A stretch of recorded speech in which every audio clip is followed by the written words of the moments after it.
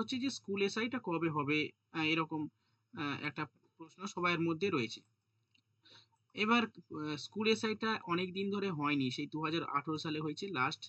এবার কিছুদিন হলো আর কি, বিভিন্ন জায়গা থেকে আমি মানে আপনারাও হয়তো দেখেছেন স্কুল এসআই পরীক্ষাটা হবে, মানে এরকম একটা আম, উম, শোনা গেল আর কি, ঠিক আছে, মানে বিজ্ঞপ্তিও বেরোবে এবং বিভিন্ন সার্কেলে যারা এসআই রয়েছে তারাও এটা বলছে আর কি, যে প্রিপারেশন শুরু করে দাও, খুব তাড়াতাড়ি বেরোবে। তো যেহেতু সামনে সমস্ত নিয়োগ প্রক্রিয়া মানে সরকার করতে যাচ্ছে এবং সামনে ভোট আছে, সেই কারণে একটা বিশাল সম্ভাবনা রয়েছে এবারে একটা হওয়ার আর কি, স্কুল এসআই ভোটের আগে।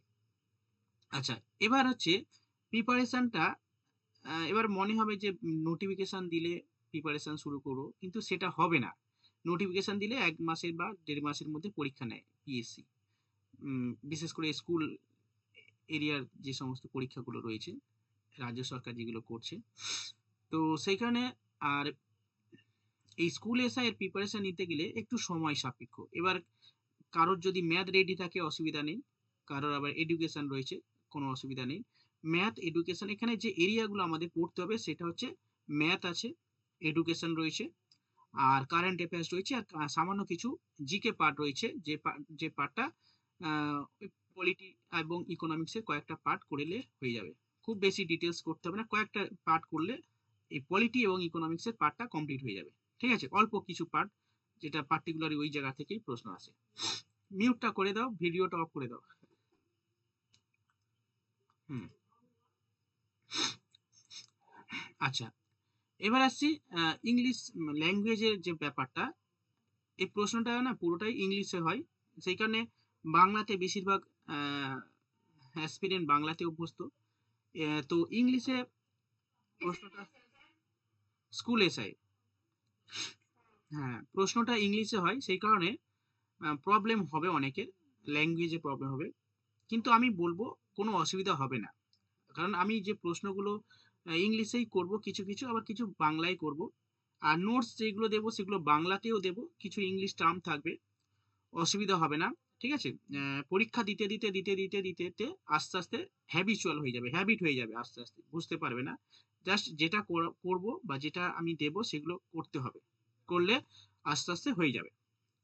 আচ্ছা, ম্যাথের ব্যাপারটা, ম্যাথটা ইংলিশ হয়, অনেকে ভয় পাবে, ভয় পাওয়ার কিছু দরকার নেই। ম্যাথ একদম মানে সবাই এমএ বিএড করেছে মানে মানে পারবে, একটা মাধ্যমিকের ছেলে উচ্চ মাধ্যমিকের ছেলে ম্যাথে অঙ্ক করছে, মানে আপনারাও পারবে, ভয় পাবেন না। ঠিক আছে, ম্যাথ ম্যাথে মানে ইংলিশে ম্যাথ করলে কোনো অসুবিধা নেই, সবই করতে পারবে, কোনো চাপ নেওয়ার দরকার নেই। ঠিক আছে, আমি শিখিয়ে দেবো।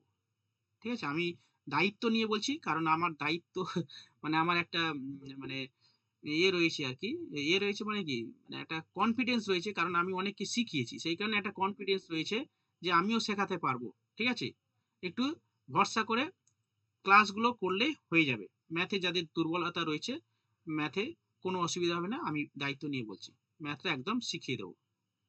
ঠিক আছে। আচ্ছা, আহ, কিছু বলবে, হাত তুলেছো?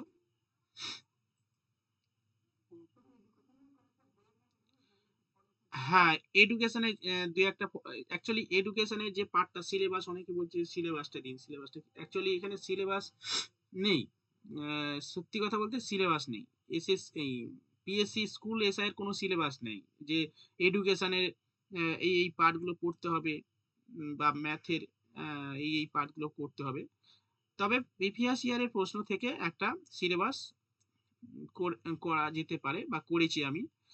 আচ্ছা, এডুকেশনের জন্য তুমি মোটামুটি বিএড এর বইগুলো পড়ো। ঠিক আছে, বিএড এর বইগুলো পড়ো এবং হচ্ছে নতুন বিএড এর একটা, বিএড না, এডুকেশনের একটা বই আছে, ওই কি বেশ দেবাশিস পালের বই আছে, ওই বইটা আপনার পড়তে পারেন। আচ্ছা, ভিডিওটা অফ করে দাও, ভিডিওটা অফ করে দাও।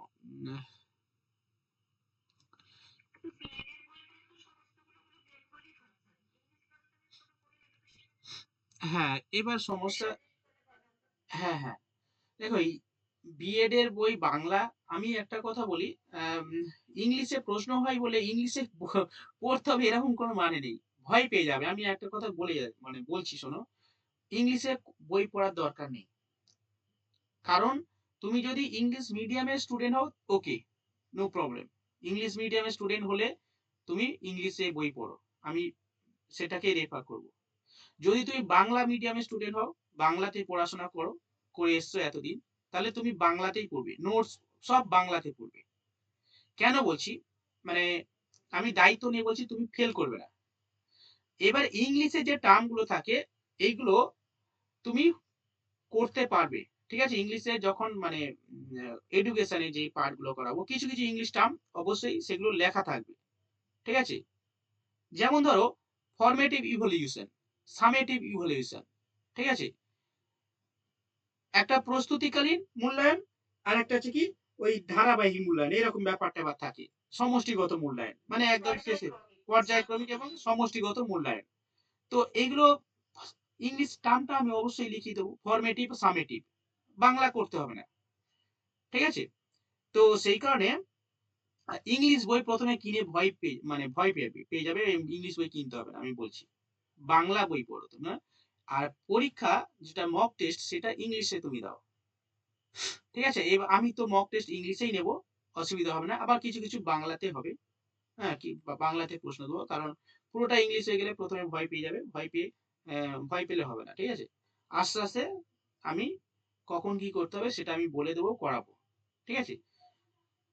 বাংলা বইয়ের জন্য ওই দেবাশিস পালটা পড়ো, ঠিক আছে? আর আমি যে নোটস, আমি তো নোটস লেখাবো, ঠিক আছে? নোটস লেখাবো এবং আমি নোটসও দেবো, ঠিক আছে? এটা নিয়ে চাপ নিতে হবে না, ওকে? আর নিজেরা তো অবশ্যই পড়বে, তার জন্য আমি বই দিয়ে বলে দিলাম যে বিএড এর বইগুলো অবশ্যই পড়তে হবে, ঠিক আছে? হ্যাঁ বলো। সপ্তাহে মোটামুটি 4 দিন ধরে রাখ, ঠিক আছে? আচ্ছা,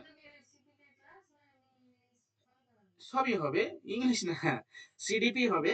হ্যাঁ, সিডিপি হবে, এডুকেশনের ক্লাস হবে, ম্যাথের ক্লাস হবে, মানে এসআই যে সিলেবাসটা আছে, ম্যাথের ক্লাস হবে। ম্যাথের ক্লাসটা এই মঙ্গলবার দিন হবে। আজকে ম্যাথের ক্লাস ছিল, কিন্তু আমার এই ল্যাপটপের সমস্যার জন্য আমি আজকে দুঃখের সঙ্গে ঘোষণা করছি যে ম্যাথের ক্লাসটা আজকে নিতে পারছি না, বুঝলে? আমি অন্যদিন ম্যাথের ক্লাসটা নিয়ে নেবো। আচ্ছা, এবার হচ্ছে, হ্যাঁ, আর কারেন্ট অ্যাফেয়ার্স রয়েছে। কারেন্ট অ্যাফেয়ার্স তো আমাকে মানে তোমাদের পড়তে হবে। কারেন্ট অ্যাফেয়ার্স হবে, একটা দিন কারেন্ট অ্যাফেয়ার্স হবে, আর একটা দিন কোন একটা জিকে পার্ট হবে, ইকোনমিক্স বা পলিটি, ঠিক আছে? আমি হিন্দিতে কিচ্ছু জানি না। আমার হিন্দি শুনলে তুমি মাথা ঘুরে পড়ে যাবে, ঠিক আছে? বাংলা বুঝতে পারো তো?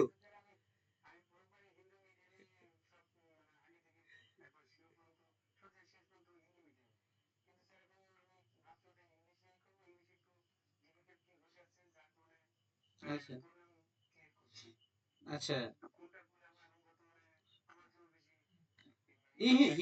মনে হচ্ছে হিন্দিতে প্রশ্ন হয় না, হিন্দিতে প্রশ্ন হয় না, ইংলিশ আর বেঙ্গলিতে হয়। এই সরি, হিন্দিতে, সরি, বেঙ্গলিতে হয় না। হ্যাঁ, হ্যাঁ, এসআই, হ্যাঁ, এসআই অনলি ইংলিশ মিডিয়াম। হ্যাঁ, অনলি ইংলিশ মিডিয়াম, ও বা ওই হিন্দি, উর্দু ফুর্দু কিছু থাকে না এখানে। এসএসসি তে যেমন ওই বাংলা আছে, তারপর হিন্দি আছে, এরকম থাকে, আছে, কিন্তু ওখানে থাকবে না, বুঝলে? ইংলিশ মিডিয়ামে তোমাকে পড়তে হবে, তুমি হিন্দি হোক বাংলা হোক যাই হোক, বুঝলে?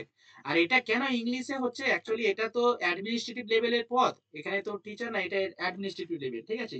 এটা গ্রেড এ অফিসার, এটা একটা অফিসারের পদ, মানে গ্রেড এ, প্রচুর মাইনে, ঠিক আছে? মাইনে প্রচুর, ঠিক আছে? মাইনে শুনলে, ঠিক আছে?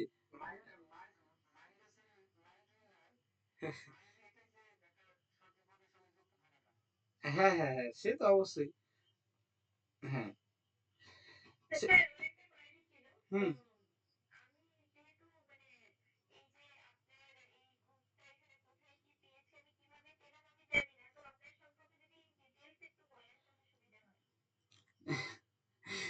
কি কাণ্ড দেখো তো।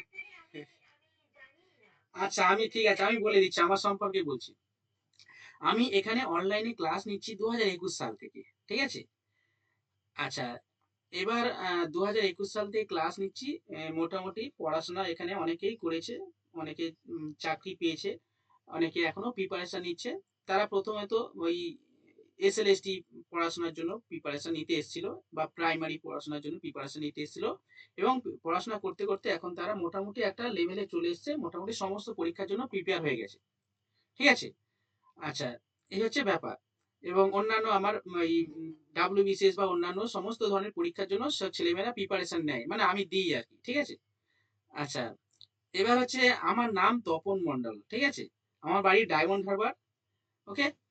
আচ্ছা, আমি কোনো সরকারি পদে নেই, মানে কোনো চাকরি করি না। প্রথমত বলি, আমি শুধু পড়াই।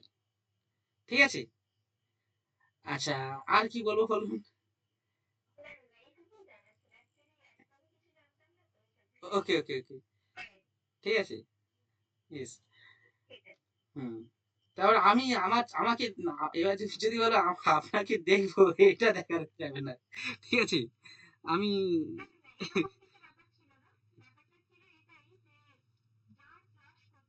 হুম, হুম। হ্যাঁ, ঠিক আছে, অসুবিধা নেই। ওকে, ওকে। তো এই হচ্ছে ব্যাপার। যাই হোক, আজকে আর কারো কিছু ইনকোয়ারি মানে কিছু বলার থাকলে বলো, তাহলে আমি নেক্সট আমি এগোবো, এডুকেশনের ক্লাসটা করবো।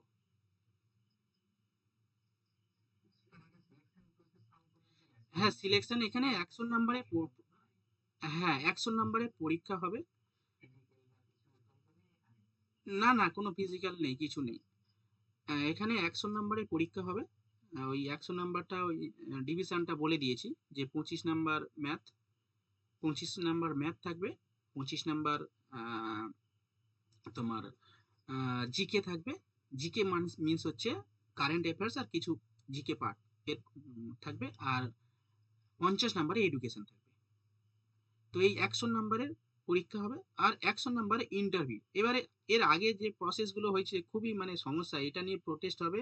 এইরকম ভাবে করলে মানে খুবই সমস্যা। এবার এইভাবে করা যাবে না। এই ইন্টারভিউটা না কিভাবে নেয়, 100 নাম্বারের করে, কিন্তু এর কোনো বেস থাকে না, যে একটা ইন্টারভিউ থাকবে, 100 নাম্বারের ইন্টারভিউ থাকবে বা 10 নাম্বারের ইন্টারভিউ থাকবে, এটা তো কোনো উল্লেখ আর কিছু থাকে না। ঠিক আছে? এটাই সমস্যা এই এসআই এর জন্য, এই পরীক্ষাটা। এবার যতটুকু আহ, এর আগের বারে ওই 100 নাম্বারের ইন্টারভিউ কি করে হয়, ও মানে বলে না ওরা। ঠিক আছে? এবার কোনো একটা খাতা কলমে একটা তো নোটিফিকেশন থাকবে না যে এত নাম্বারে, সেটা থাকে না। এবারে কিভাবে কি হয় সেটা খুব সমস্যা। ওই 100 নাম্বারের পরীক্ষাটা হয় আর ইন্টারভিউ হয়, তারপরে সিলেকশন হয়ে যায়। ঠিক আছে? এই হচ্ছে আহ, ব্যাপার। একটা অ্যাডমিনিস্ট্রেটিভ লেভেলে পরীক্ষা থেকে সিম্পল 100 নাম্বারের পরীক্ষা দিয়ে সব অনেকে চাকরি করছে। এটা এক্সামটা কবে হবে বলে মনে হয়?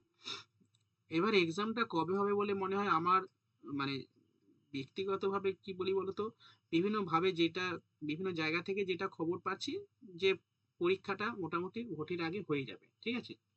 এবার এই ভোটের আগে যদি পরীক্ষাটা হয় ভালো, তাহলে এই পর্যন্ত আমি প্রিপারেশন স্টপ করে দেবো। আমি আর সেকেন্ড টাইম আর কোনো প্রিপারেশন মানে এসআই এর ব্যাচ আনবো না, কারণ ভাল লাগে না। এই 3টে 4টে ব্যাচ হয়ে গেল এসআই, এটা নিয়ে এই 3 নম্বর ব্যাচ চলছে। ঠিক আছে? 2022 সাল থেকে প্রিপারেশন দিচ্ছি। আমি আর সেকেন্ড টাইম আর কোনো ব্যাচ, এটা হচ্ছে লাস্ট ব্যাচ আসবে। ঠিক আছে? এই এই 4-5 মাস প্রিপারেশন নিয়ে নাও। ঠিক আছে? যদি পরীক্ষা হয় এর মধ্যে হবে। ঠিক আছে? আর যদি না পরীক্ষা হয় তাহলে আর হবে না। ঠিক আছে? এটাই হচ্ছে আহ, আর হবে না। এই ভোটের আগে যদি পরীক্ষা হয়, যদি হয় হবে, নাহলে আর হবে না। আর বিভিন্ন সার্কেলে এসআই রয়েছে, তারাও বিভিন্ন ভাবে, বিভিন্ন প্রাইমারি স্কুলের টিচাররা ওই সব ভর্তি হচ্ছে, বা তারাও বিভিন্ন ভাবে এসআই এর সঙ্গে কানেকশন থাকে, তো তারাও মানে আমাকে মানে প্রিপারেশন নেবে বলে ফোন করছে, যে স্যার কবে প্রিপারেশন দেবেন, এইসব হ্যান ত্যান সব শুনছি। তো তাদের কাছ থেকেও আমি কিছু ইনফরমেশন পাচ্ছি যে এসআইরাও এরকম বলছে যে এরকম তাড়াতাড়ি বেরোবে, প্রিপারেশন শুরু করে দাও। এইসব ব্যাপার ট্যাপার আছে, বুঝতে বুঝতে পারছো তো কি বলছি?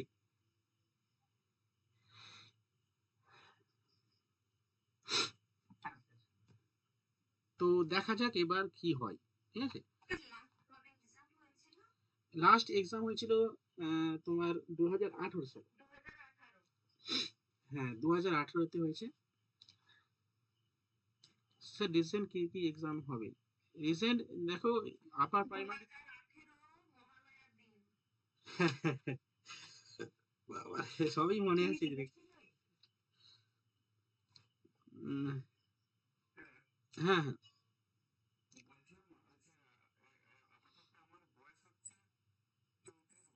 হুম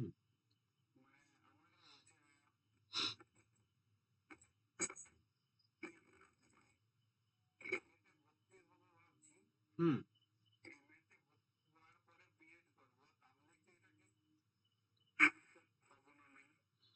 বিএড করা নেই? না, বিএড লাগবে, বিএড থাকতে হবে, নাহলে এই পরীক্ষা হবে না।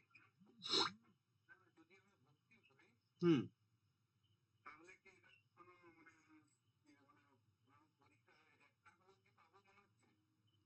এটা আমি বলতে পারবো না, তুমি এখন ভর্তি হবে, এখন ভর্তি হবে।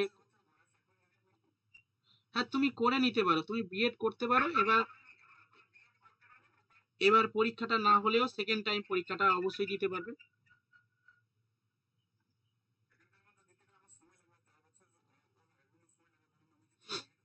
হুম হুম। হ্যাঁ।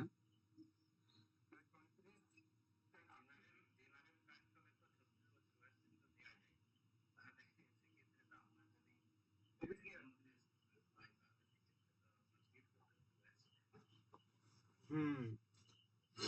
35 বছর না 25 বললে এখন? 34? 34? তাহলে আর করতে হবে না, এমনি বয়স চলে যাবে 34, আর ওইদিকে করতে 36 হয়ে যাবে। হয়ে যাবে আর, তাহলে তো বয়স চলে যাবে তো 36।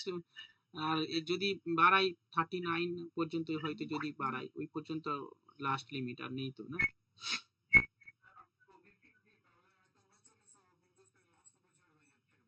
হ্যাঁ হ্যাঁ, ও রিস্ক নিয়ে লাভ নেই। ও রিস্ক নিয়ে লাভ নেই, অনেক পরীক্ষা আছে, পরীক্ষা টরীক্ষা দাও ওইসব। পিএসসি অনেক পরীক্ষা হয়, ঠিক আছে, এসএসসি অনেক পরীক্ষা হয়, তুমি প্রিপারেশনটা নাও। আচ্ছা, মিউট কর, মিউট কর, মিউট কর, আমি বলছি। বিএড এখন এত বয়স হয়ে গেছে, আর বিএড করতে হবে না, এমনি বিএড করে সব ফেঁসে গেছে 1 বছর 1 দশক ধরে। ঠিক আছে, আমি ভালোর জন্য বলছি, ঠিক আছে, খারাপ মনে করনি। কারণ তুমি যদি 25 বছর বয়স হতে, তাহলে আমি বলতাম যে করে নাও, ঠিক আছে, বুঝতে পেরেছো? হ্যাঁ। এবার আমি অ্যাডভাইস না এরকম বলছি না যে তুমি করবে না, তোমার এবার তুমি এবার চিন্তা ভাবনা করো কি করবে, ঠিক আছে, আমার যেটা ভালো বললাম সেটাই, মানে যেটা ভালো হয় সেটা বললাম। কারণ এই কমাস, এই বছর আছে, ধরো 3-4 বছর আছে, এটা তুমি কাজে লাগাও, অন্যান্য পরীক্ষা দিয়ে প্রিপারেশন নাও, এখানে তুমি অন্য যে কোনো জায়গায় প্রিপারেশন নিতে পারো, অসুবিধা নেই, প্রিপারেশন দিয়ে পরীক্ষা পরীক্ষা দাও। আর ওইসব বিএড করে ফালতু সময় নষ্ট করে লাভ নেই, ঠিক আছে, তুমি বিএড করে যাই করো, পরীক্ষা প্রিপারেশন নিতে হবে, ঠিক আছে, চলো। আচ্ছা, আর কেউ কিছু বলছো? রিসেন্টলি কি কি এক্সাম হবে? আপার প্রাইমারি মার্চের মধ্যে বলে দিয়েছে নিয়োগ হবে, সেটা হবে আশা করি। জেনারেল এজ লিমিট কত?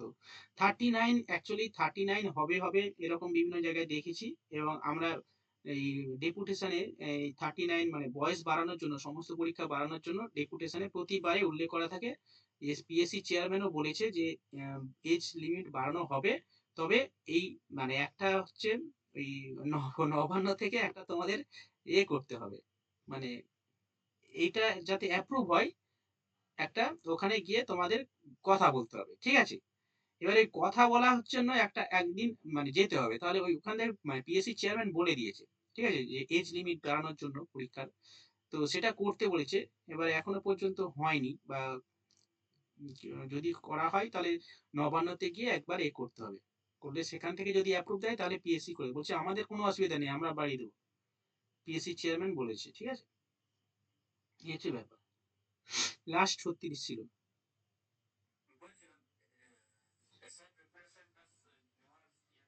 হ্যাঁ হ্যাঁ, আপার প্রাইমারি হয়ে যাবে, তুমি প্রিপারেশন নাও, দেখবে সব হয়ে যাবে, আপার প্রাইমারি থেকে ডাব্লিউবিসিএস প্রিপারেশন হয়ে যাবে, ঠিক আছে, চাপ নেওয়ার দরকার নেই। চলো, আমি অনেক কথা হয়েছে, আর বলবো না, পরে কথা হবে, বাকি কথা পরে হবে, অনেক সময় আছে। আমি এডুকেশনের ক্লাসটা শুরু করছি। ওকে, প্রত্যেকে খাতা বের করো, যে কোনো খাতা বের করো, আর প্রত্যেকে 4-5টা খাতা করে রাখবে। হ্যাঁ, প্রথম দিন তো মোটামুটি 40-42 জন মতো অ্যাডমিশন হয়েছে আজকে পেড ব্যাচে।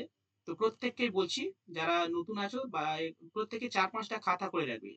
ঠিক আছে, প্রত্যেকটা খাতা আলাদা আলাদা আমি নোটস লেখাবো, নোটস দেবো, যে আপনারা যেটা মনে করতে পারেন লিখে রাখতে পারেন, অথবা প্রিন্ট আউট করতে পারেন, যেটা খুশি আমি লেখাবো, উইথ আমি নোটসও দেবো। ঠিক আছে, চলো আজকে যে পার্টটা করাবো সেটা হচ্ছে evaluation and measurement, measurement and evaluation. Okay, heading করো মেজারমেন্ট অ্যান্ড ইভালুয়েশন, এডুকেশনের পার্ট।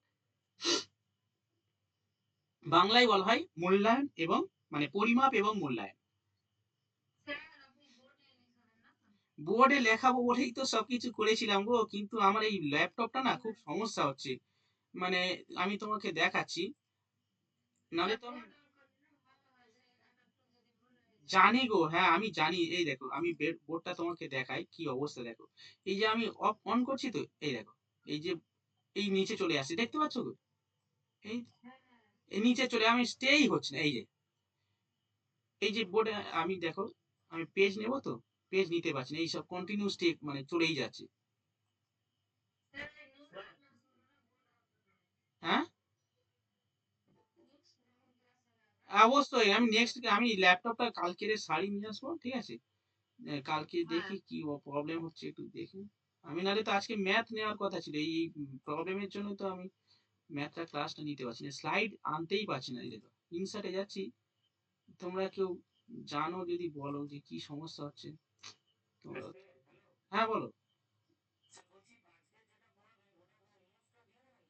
হ্যাঁ, নোটস দিয়ে দেবো, নোটস তো তোমরা লেখো অন্তত, নোটস তো দেবো। হ্যাঁ, নোটস। ঠিক আছে, এই স্টে হচ্ছে না, আমি দেখো, আমি এই সবই বোর্ডেই করানো হয়, অসুবিধা হবে না। ঠিক আছে, জাস্ট একটু শোনো, আর খাতা বের করো, খাতা বের করে লেখো, হেডিং করো মেজারমেন্ট অ্যান্ড ইভালুয়েশন। দেখো, মেজারমেন্ট মানে হচ্ছে পরিমাপ, অ্যান্ড ইভালুয়েশন মানে হচ্ছে মূল্যায়ন। ওকে, তো ইভালুয়েশনটা কি, মূল্যায়নটা কি? মূল্যায়ন হচ্ছে আমরা প্রতিনিয়ত, তোমরা বিভিন্ন স্কুলে পড়াও বা বিভিন্ন জায়গায় করো, প্রতিনিয়ত আমরা নিজেদের মূল্যায়ন করি বা অপরকে মূল্যায়ন করি। কেন? ইমপ্রুভমেন্টের জন্য। অর্থাৎ মূল্যায়ন হচ্ছে একটা অবিচ্ছিন্ন এবং একটা ধারাবাহিক প্রক্রিয়া, কন্টিনিউয়াস প্রসেস। ঠিক আছে, এবং এই মূল্যায়ন করা হয় কেন? বিভিন্ন আমাদের যে কাঙ্ক্ষিত উদ্দেশ্য রয়েছে, আমাদের যে আমরা মনে করি যে আমার আমার মানে কি বলবো, আমার পুত্র সন্তান হতে পারে, বা আমার ছাত্র হতে পারে, বা বিভিন্ন হতে পারে, তারা আমরা যেটা চাই, যে উদ্দেশ্য নিয়ে আমি তাদেরকে গাইড করছি, সেটা যেন তারা ফুলফিল করতে পারে। অর্থাৎ আমাদের যে উদ্দেশ্য রয়েছে, সেই উদ্দেশ্যগুলো তারা যাতে ঠিকঠাক ভাবে বাস্তবায়িত করতে পারে, বা বাস্তবায়িত করছে কিনা সেটা জানার জন্য আমরা কি করে থাকি, মূল্যায়ন করে থাকি। ঠিক আছে, এবার এই মূল্যায়ন হচ্ছে পরিমাণগত এবং গুণগত দুটো টাইপের হয়ে থাকে। অর্থাৎ আমরা কোনো কিছু পরিমাপ মূল্যায়ন করি গুণগত এবং পরিমাপগত ভাবে, আমরা সেই বিষয়টা কতটুকু আয়ত্ত করতে পারছে সেটার জন্য আমরা কি করি, মূল্যায়ন করে থাকি। ওকে, এবার মূল্যায়ন হচ্ছে একটা ধারাবাহিক প্রক্রিয়া, ইভালুয়েশন হলো একটা কন্টিনিউয়াস প্রসেস, এটা একটা অবিচ্ছিন্ন প্রক্রিয়া। এবং এই মূল্যায়ন হচ্ছে আমরা সর্বদা উদ্দেশ্য, মানে একটা নির্দিষ্ট উদ্দেশ্য নিয়ে আমরা কিন্তু এই মূল্যায়ন করে থাকি। ঠিক আছে, তো এবার আমরা এখান থেকে তাহলে আমরা কি লিখবো, নোটস কি লিখবো একটু লিখে নাও, একটা মূল্যায়ন কাকে বলে একটু লিখে নাও, তারপরে বাকি পার্টটা আমি বলছি। চলো, প্রথমে লেখো মূল্যায়ন বা ইভালুয়েশন। লেখো মূল্যায়ন হলো, মূল্যায়ন কথাটি লেখো, মূল্যায়ন কথাটি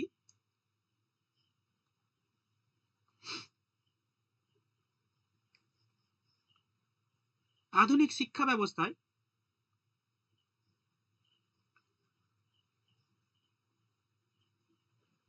ব্যবস্থার সঙ্গে অবিচ্ছিন্নভাবে এবং অত্যন্ত ঘনিষ্ঠভাবে জড়িত। অবিচ্ছিন্নভাবে, ওকে, অবিচ্ছিন্নভাবে এবং ঘনিষ্ঠভাবে জড়িত।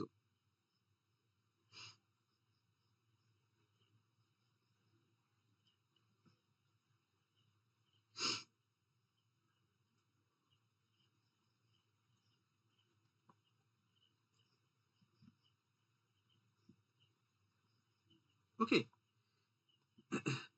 এবার লেখো, প্যারাচেঞ্জ করে লেখো,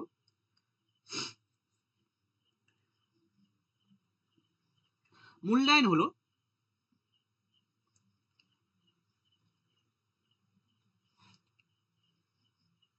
একটি প্রচেষ্টা বা উপায় যার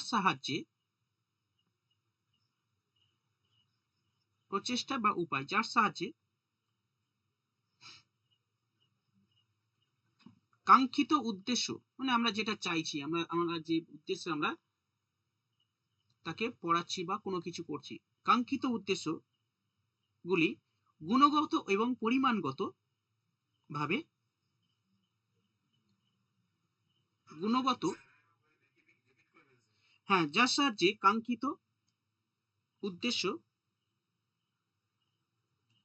গুলি গুণগত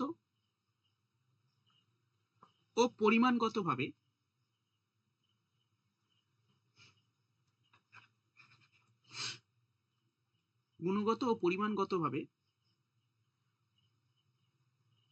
কতটা বাস্তবায়িত হয়েছে তা পরিমাপ করা হয়। কতটা বাস্তবায়িত হয়েছে তা পরিমাপ করা হয়। ওকে, ব্যাস, ছাড়ো। এবার দুটো পয়েন্ট লিখে নাও নিচে, বৈশিষ্ট্য করে লিখে নিতে পারো। যে 1 নম্বর লেখো, এটি একটি ধারাবাহিক প্রক্রিয়া।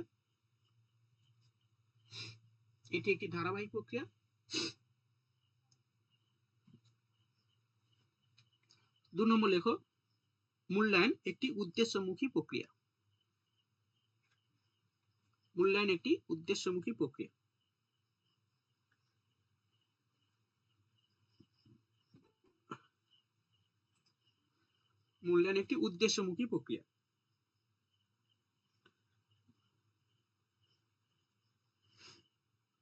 ঠিক আছে। আচ্ছা, এবার এই মূল্যায়ন করার জন্য আর কি, বেঞ্জামিন ব্লুম এর নাম শুনেছো বিএড করার সময় তোমরা, মূল্যায়নের উপর ইনি একটা মডেল উপস্থাপন করেছেন, ব্লুম টেক্সনমি। ইয়েস, হ্যাঁ, ব্লুম টেক্সনমি তিনি উপস্থাপন করেছেন। ঠিক আছে। তো বেঞ্জামিন ব্লুম আহ, মানে শিক্ষার উদ্দেশ্য এবং আমাদের যে শিক্ষাগত যে অভিজ্ঞতা এবং যে ইভালুয়েশন, তার মধ্যে একটা একটা রিলেশন তিনি উপস্থাপন করে, তিনি একটা ত্রিভুজের মতো একটা মডেল উপস্থাপন করেছেন। ঠিক আছে। এটা পরীক্ষায় আসে যে বেঞ্জামিন ব্লুমের যে মডেল, ত্রিভুজের যে মডেল, সেটা কি কি নিয়ে গঠিত, এগুলো পরীক্ষায় আসে। ওকে, তো চলো নেক্সট ইনফরমেশন লেখো, মূল্যায়ন ত্রিভুজ কি?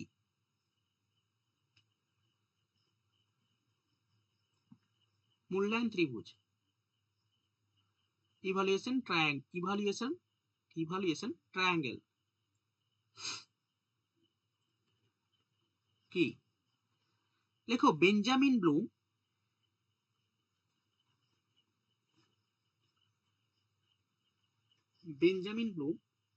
শিক্ষার উদ্দেশ্য,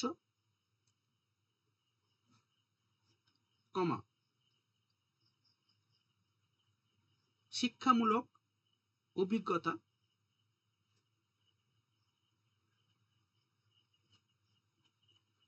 ও মূল্যায়নের মধ্যে পারস্পরিক সম্পর্ক। বেঞ্জামিন ব্লুম শিক্ষার উদ্দেশ্য, কমা, শিক্ষামূলক অভিজ্ঞতা ও মূল্যায়নের মধ্যে পারস্পরিক সম্পর্ককে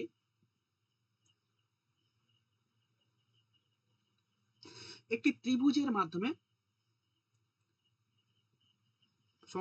সম্পর্ককে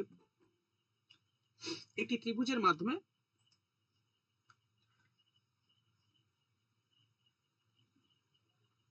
ব্যাখ্যা করেছে। এটি মূল্যায়ন ত্রিভুজ নামে পরিচিত। আচ্ছা, এই মূল্যায়ন ত্রিভুজটা কি আমি একটু বোঝাই। আমার এমন অবস্থা এখানে ছবি মানে একটু আঁকলে ভালো হয়। উইন্ডোজে নিয়ে যাই দেখি কিছু হয় নাকি। স্টে হচ্ছে না, তবু কিছুদিন আগে স্টে হচ্ছিল, কিন্তু আজকে স্টেই হচ্ছে না এটা। আচ্ছা দেখো, এখানে আমি কার মানে এটা আমি, এ ভগবান, এটা একটু স্টে করে দাও। জয় তারা, জয় তারা, বাহ। হ্যাঁ রেকর্ডিং হচ্ছে তো, অসুবিধা হবে না। এই তারার নাম করতে হয়ে গেছে, এই যা আবার শুরু হচ্ছে। জয় তারা, কি কাণ্ড দেখো, হচ্ছেই না এসটি হচ্ছে হচ্ছে হচ্ছে। চলো, হ্যাঁ কিবোর্ডটা ওই কারণে না, আমার এখান থেকে কেটে দেওয়া হয়েছে। কিবোর্ডটা আমি দোকানে নিয়ে গেছিলাম, ওরাও বলছিল যে কিবোর্ডের সমস্যা, তুমি কিবোর্ডটা এখান থেকে কেটে দাও আর বাড়িতে এমনি কিবোর্ডের তুমি কাজ করো। আমি ঠিক আছে, অসুবিধা নেই। ডিসপ্লেটা চেঞ্জ করে দিয়েছে, হ্যাঁ, আহ, করে দিল, ঠিক আছে। এবার এখানে বাড়িতে এসে দেখি এখানে তো কিবোর্ডটা তো সবকিছু ইয়ে করে দিচ্ছে, ইনঅ্যাক্টিভ করে দিয়েছে। আমি আমার এমনি আউটার যে ইয়ে থাকে না কিবোর্ড, সেখানেই কাজ করছি, তবুও এরকম প্রবলেম হচ্ছে। মানে ওরাও তো এটা বললো যে কিবোর্ডে কোনো একটা প্রেস হয়ে আছে, যে কারণে এরকম হচ্ছে।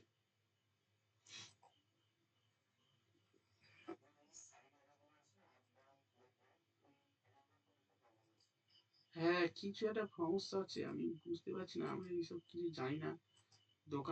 দোকানে গেলাম, তারা ওই রকম করছে। যাই হোক, ব্যাস হয়েছে বুঝলে।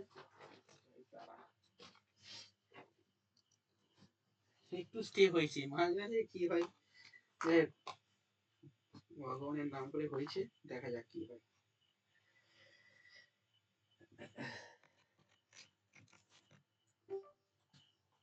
ব্যাস, দেখো, দেখা যাচ্ছে তো, দেখতে পাচ্ছ? ভেরি ইয়েস, হ্যাঁ। এটা হচ্ছে অবজেক্ট, মানে এটা হচ্ছে শিক্ষার অবজেক্ট, মানে শিক্ষার উদ্দেশ্য এখানে উল্লেখ করেছেন বেঞ্জামিন ব্লুম। এটা হচ্ছে শিখন অভিজ্ঞতা, এটা শিখন অভিজ্ঞতা। আর এই জায়গাটা আছে পদ্ধতি, মানে মূল্যায়ন পদ্ধতি, মূল্যায়ন, ইভালুয়েশন।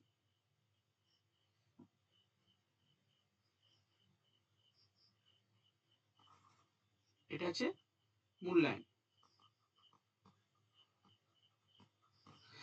ওকে, অর্থাৎ এই যে মানে ইভালুয়েশনের সঙ্গে এই তিনটে সম্পর্ক, অর্থাৎ শিক্ষার উদ্দেশ্য, অভিজ্ঞতা এবং মূল্যায়নকে একটা ত্রিভুজের মাধ্যমে তিনি উপস্থাপন করেছেন, একটা মডেল উপস্থাপন করেছেন। এটাকে বলা হয় ট্রায়াঙ্গেল, ইভালুয়েশন অফ ট্রায়াঙ্গেল। পরবর্তীকালে এই গ্রোন্ডল্যান্ড বলে একজন মানে সাইকোলজিস্ট বা মনোবিদ, গ্রোন্ডল্যান্ড, GROND, গ্রোন্ডল্যান্ড, এই গ্রোন্ডল্যান্ড আরেকজন, তিনি বলছেন যে এই মূল্যায়নের আরো একটা মাত্রা রয়েছে, যে মাত্রাকে তিনি বলছেন ভ্যালু জাজমেন্ট, ভ্যালু জাজমেন্ট,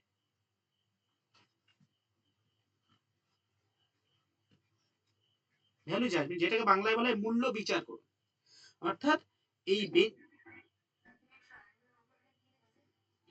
এটা হচ্ছে উদ্দেশ্য, শিখন উদ্দেশ্য, বাংলায় লেখা হ্যাঁ অবজেক্টিভ, হ্যাঁ উদ্দেশ্য। তো বেঞ্জামিন ব্লুম এই ট্রায়াঙ্গেল ত্রিভুজের ধারণা দিয়েছেন।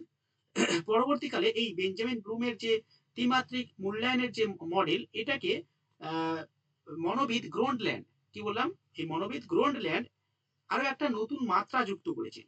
ওকে, তো উনি বলছেন যে ঠিক আছে ভাই, শিখন উদ্দেশ্য রয়েছে, শিখন অভিজ্ঞতা রয়েছে, মূল্যায়ন আছে। পরবর্তীকালে তিনি বলছেন যে না, আরো একটা মাত্রা রয়েছে মূল্যায়নের, তার নাম হচ্ছে ভ্যালু জাজমেন্ট, মূল্য বিচার করো। তিনি এই মানে পরবর্তীকালে, আমি আরেকটা ত্রিভুজ আঁকছি, শিখন উদ্দেশ্য তিনটে তো রয়েছে, তিনি আরো একটা নতুন মাত্রা যুক্ত করে, যেটাকে বলা হয় ভ্যালু জাজমেন্ট। এই এই পার্টটা, এটাকে তিনি বলছেন এটা চতুর্থ, মানে চতুর্থ মাত্রা মূল্যায়ন। ওকে, এটার নাম কি, লেখো ভ্যালু জাজমেন্ট। আচ্ছা এখানে তো লেখা আছে, এটা লিখে নাও, ভ্যালু জাজমেন্ট, মূল্য বিচার করুন। অর্থাৎ এরকম প্রশ্ন হয় যদি যে আহ, মূল্যায়নের চতুর্থ মাত্রা মূল্যায়নের নাম কি এবং কে উপস্থাপন করেন? Don't land, value judgement. Okay, ঠিক আছে, চলো নেক্সট।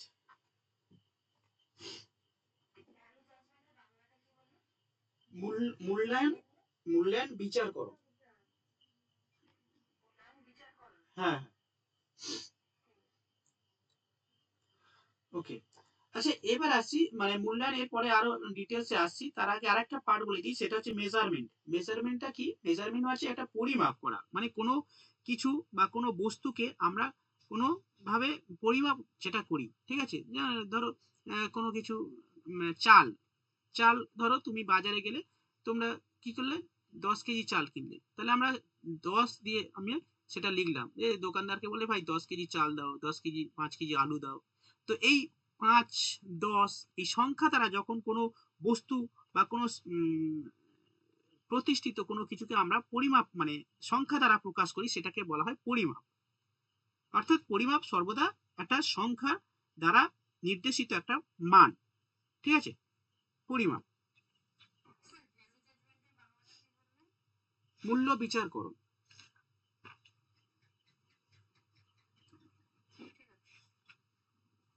তাহলে একটু পরিমাপটা এক লাইনের মতো লিখে নাও, এক লাইন মতো একটু লিখে নাও, পরিমাপটা কি? দেখো কোনো বস্তুকে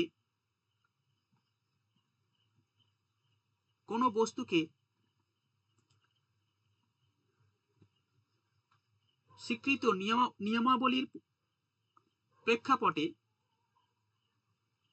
সংখ্যা দ্বারা,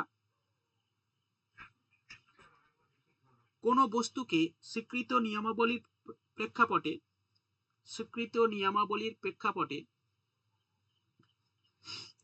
সংখ্যা দ্বারা প্রকাশ করাকেই, সংখ্যা দ্বারা প্রকাশ করাকে পরিমাপ বলে।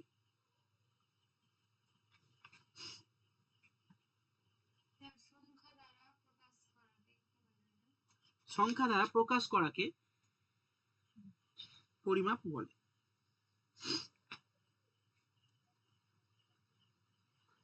আচ্ছা এরপরে লেখো,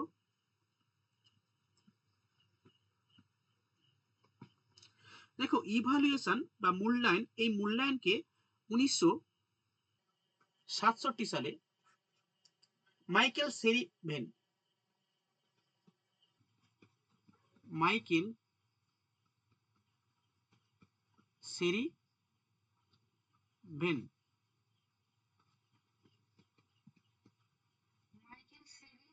মাইকেল সেরিভেন, SERIVEN মূল্যায়নকে দুটো ভাগে ভাগ করে, মূল্যায়নকে দুটো ভাগে ভাগ করে। Number one, yes very good, formative evaluation,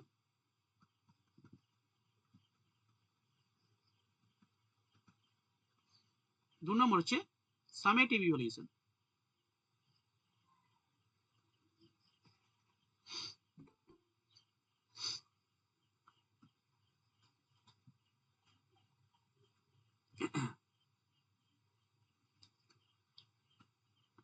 formative evaluation, 2 নম্বর লেখো সামেটিভ ইভালুয়েশন, ডবল এম হবে, সামেটিভ, TIV, সামেটিভ ইভালুয়েশন।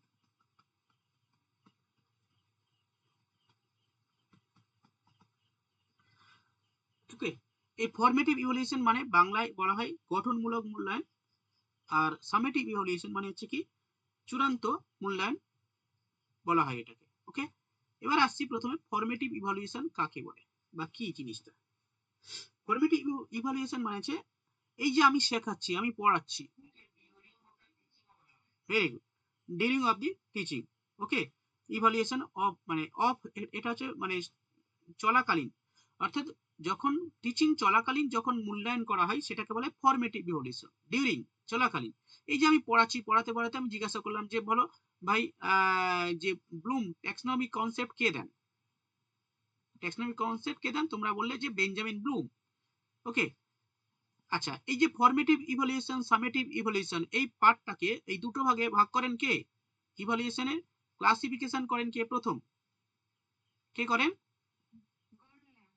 না, ইভালুয়েশনের সেরিভেন, মাইকেল মাইকেল সেরিভেন মূল্যায়নকে দুটো ভাগে প্রথমে ভাগ করেন, একটা হচ্ছে ফরমেটিভ ইভালুয়েশন আর একটা সামেটিভ ইভালুয়েশন। এই যে আমি প্রশ্ন করছি, প্রথমে ভুল বললে, এবার রেকটিফাই হয়ে গেল, মানে তুমি কি করলে, যে হ্যাঁ আমি এটা জানতাম না, এটা শিখে গেলাম।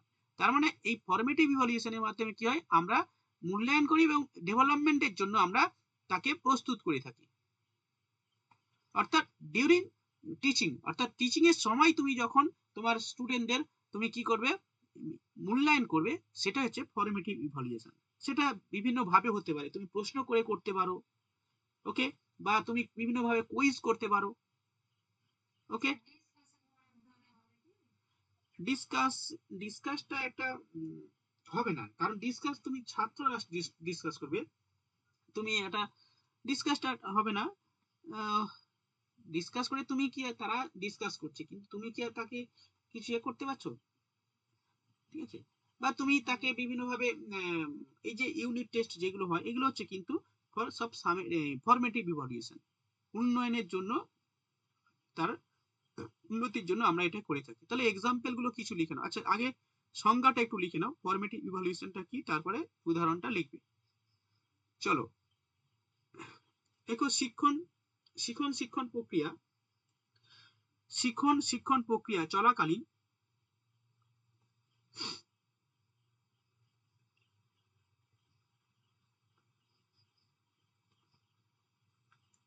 যে মূল্যায়ন করা হয় তাকে ফরমেটিভ ইভালুয়েশন বলে। যে মূল্যায়ন করা হয় তাকে ফরমেটিভ ইভালুয়েশন বলে।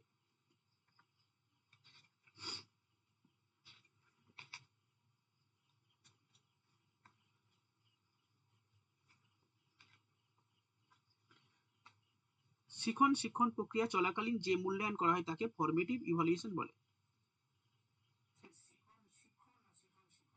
শিখন এবং শিক্ষণ, মানে শিক্ষণ মিন্স কি, তুমি যখন যেটা পড়াচ্ছ সেটা হচ্ছে শিক্ষণ, টিচিং। আর শিখন হচ্ছে তুমি যেটা শিখছে, স্টুডেন্টরা শিখছে, সেটা হচ্ছে লার্নিং। টিচিং লার্নিং, ইংলিশে বলে টিচিং লার্নিং প্রসেস। ওই টিচিং লার্নিং প্রসেসের সময়, টিচিং লার্নিং প্রসেসের সময় স্টুডেন্টরা মানে কতটা অর্জন, মানে তাদেরকে তারা শিক্ষণ প্রক্রিয়া কতটা নিয়েছে, হ্যাঁ কতটা নিয়েছে সেটা পরিমাপ করার জন্য তুমি যেটা করে থাকো, অর্থাৎ যে মূল্যায়ন করে থাকো, সেটা বলে ফরমেটিভ ইভালুয়েশন। এই ফরমেটিভ ইভালুয়েশনকে বলা হয় ইভালুয়েশন অফ লার্নিং। এটার অন্য একটা নাম আছে, যার নাম হচ্ছে ইভালুয়েশন অফ লার্নিং, লিখে নাও, ইভালুয়েশন অফ লার্নিং। ইয়েস, এই ফরমেটিভ ইভালুয়েশনকে বলা হয় ইভালুয়েশন অফ লার্নিং। এরকম ভাবে প্রশ্ন আসে যে ইভালুয়েশন অফ লার্নিং কাকে বলা হয়, লিখে নাও ফরমেটিভ ইভালুয়েশনকে।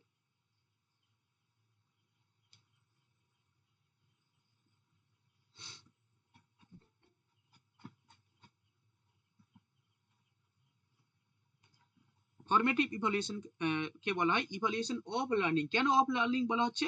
কারণ শিখন প্রক্রিয়া সময় আর কি এই মূল্যায়নটা করছো বলে এটাকে বলে ইভালুয়েশন অফ লার্নিং।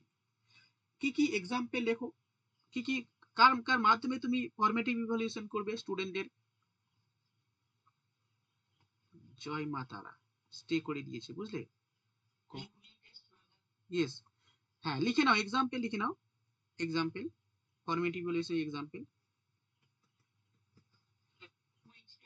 ইয়েস, লেখো ইউনিট টেস্ট,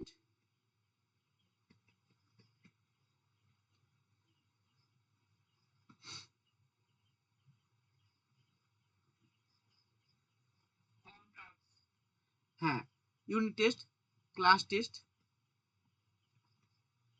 ক্লাস টেস্ট। আচ্ছা, আমি পরের পেজে লিখি unit test example, unit test. 2 নম্বর লেখো ক্লাস টেস্ট। 3 নম্বর লেখো অ্যাসাইনমেন্ট।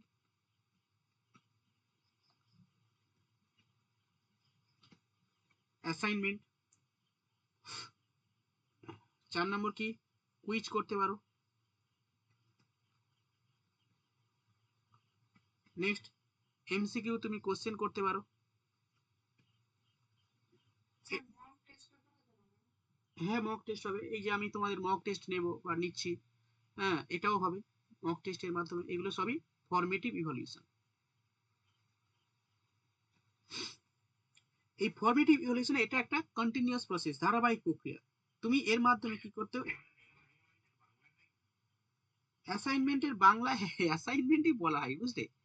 বাংলা এর কি বলা হয়, অ্যাসাইনমেন্টকে অ্যাসাইনমেন্ট বলা হয়। মানাঙ্ক, মানে হ্যাঁ বুঝতে পেরেছি। হ্যাঁ ওটা আরো সেই বাংলা খুব জটিল বিষয় আর কি। অ্যাসাইনমেন্ট কিছু কিছু আমরা সেই বাংলাতে আমরা পড়েছিলাম, বিদেশি ভাষা তো, সেই বিদেশি ভাষার মতো অ্যাসাইনমেন্টকে আমরা অ্যাসাইনমেন্ট বলে থাকি। যেমন মূল্যায়নকে আমরা মানে পরিমাপ বলে থাকি, এই sorry, কি বলে থাকি, মূল্যায়নকে ইভালুয়েশন, ইভালুয়েশনকে মূল্যায়ন বলে থাকি। এটাকে মানাঙ্ক বলা হয়, বা এটাকে এডুকেশনের ভাষা ওইটাই বলা হয়। ঠিকই আছে। মান উমৈক এখন না, এইটা বলছো, এটা বলছো, কেউ একজন বললো এটা। হুম, হ্যাঁ এটা কি, ও আচ্ছা হতে পারে, একটু দেখে নাও। ওকে চলো নেক্সট, এবার লিখো formative summative evaluation, summative evaluation, summative evaluation. Summative ইভলিউশনটা কি, এটা একটা মানে নির্দিষ্ট সময় পর, অর্থাৎ তুমি পড়াশোনা পড়ালে, ক্লাসে পড়ালে, একটা নির্দিষ্ট সময় পর, মানে শিক্ষক তুমি শিখিয়ে দিয়েছো সবকিছু, দুটো চারটে পাঁচটা ইউনিট পড়িয়ে দিয়েছো, বা এরকম হয় না, এটা তো ইউনিট টেস্ট হয়ে যায়, মানে পুরো হাফ ইয়ারলি হতে পারে অথবা ফাইনালি হতে পারে, অর্থাৎ পুরো এক বছর শেষে বা 6 মাস পরে যখন তুমি পুরো সম্পূর্ণ সিলেবাস শেষ করে দিয়েছো, দেওয়ার পরে যখন তাদেরকে তারা কতটা অর্জন করতে পেরেছে শিখন মানে শিখন প্রক্রিয়া, শিক্ষণ টিচিং লার্নিং প্রসেসের মাধ্যমে তারা কতটা অভিজ্ঞতা অর্জন করতে পেরেছে সেটা মূল্যায়ন করার জন্য যে ইভালুয়েশনটা করে হয়ে থাকে সেটাকে বলা হয় সামেটিভ ইভালুয়েশন। এবং শেষে এইটা করা হয়ে থাকে বলে এটাকে অন্তিম মূল্যায়ন বা হচ্ছে একদম কি বলবো, এই চূড়ান্ত মূল্যায়নও বলা হয়, একদম শেষে অর্থাৎ বছরের শেষে। এর মাধ্যমে কিন্তু তুমি আর ওই ছাত্রের ডেভেলপমেন্ট করতে পারবে না, ওটাই শেষ। অর্থাৎ আমরা এক বছর আগে এখন সেমিস্টার হয়ে গেছে, ধর এই যে সেমিস্টার হলো, থার্ড সেমিস্টার কমপ্লিট হলো 11 12-এর, 12-এর ক্লাস।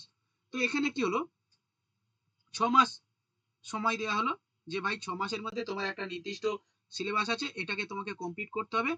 করার পরে একটা পরীক্ষা হবে, আর থার্ড সেমিস্টার পরীক্ষা হলো, এমসিকিউ পরীক্ষা হলো।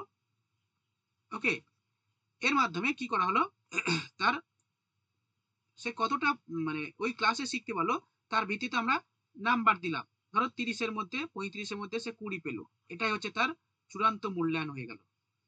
এর মাধ্যমে সে কিন্তু আর ওই ক্লাসের মধ্যে ইমপ্রুভমেন্টের জন্য আর কোনো সুযোগ পাবে না, ওই পর্যন্ত পড়াশোনা শেষ হয়ে গেল, এই থার্ড সেমিস্টার কমপ্লিট।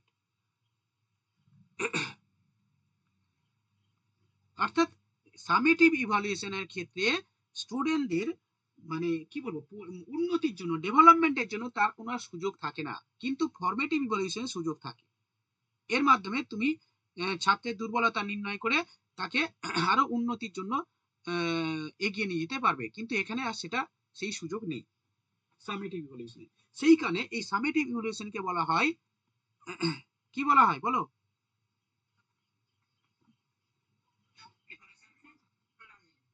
ইভা, আগেরটা কি হলো, yes, for learning, evaluation for learning, লিখে নাও। এটা এটা কি বলো, এটা একদিন এটা তো অফ হবে, আমি আগেরটা কি দিয়েছিলাম, এটা অফ হবে, অফ। হ্যাঁ হ্যাঁ, আগেরটা কি দিয়েছিলাম দেখে নিচ্ছিলাম। এটা ফর হবে, ইভালুয়েশন ফর লার্নিং, ইভালুয়েশন, একদম একদম আমি আমি বলে দিচ্ছি, দাঁড়াও। এক মিনিট, এক মিনিট, এটাকে বলে অর্থাৎ, দাঁড়াও এক মিনিট, আমি বলে দিই তারপর তুমি বলবে। হ্যাঁ, হ্যাঁ, প্রথমেরটাকে বলা হয় ইভালুয়েশন ফর লার্নিং, অ্যান্ড লাস্টে যেটা দিলাম এটাকে বলা হয় ইভালুয়েশন অফ লার্নিং।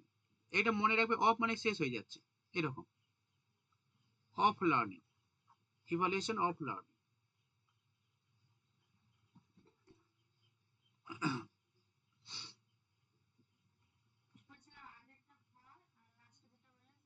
হ্যাঁ, হ্যাঁ, লাস্টে যেটা বললাম এটা অফ, ইভালুয়েশন অফ লার্নিং। লাস্টেটা হচ্ছে ইভালুয়েশন অফ লার্নিং। আমরা তো ভাবি অফ হয়ে যাচ্ছে মানে অফ মানে শেষ, এখানে অফ মানে এর বোঝাচ্ছে, সেরকম উদ্দেশ্য না, এটা জাস্ট মনে রাখার জন্য, ইভালুয়েশন অফ লার্নিং। আর প্রথমেরটা অর্থাৎ সামেটিভ ফরমেটিভ ইভালুয়েশনকে বলা হয় ইভালুয়েশন ফর লার্নিং।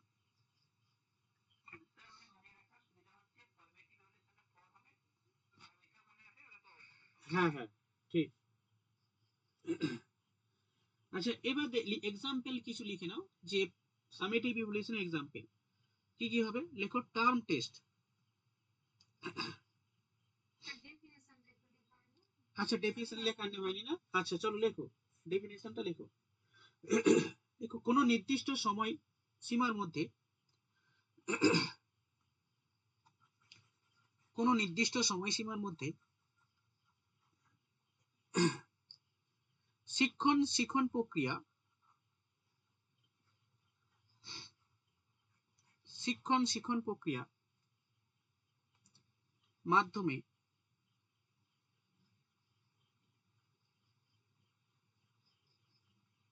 শিক্ষণ প্রক্রিয়ার মাধ্যমে পূর্ব উল্লেখিত শিক্ষণ উদ্দেশ্যগুলিকে পূর্ব, ওকে ওকে, আসতে বলছি, হ্যাঁ, কোনো নির্দিষ্ট সময়সীমার মধ্যে শিক্ষণ প্রক্রিয়া মাধ্যমে পূর্বের শিক্ষণ উদ্দেশ্য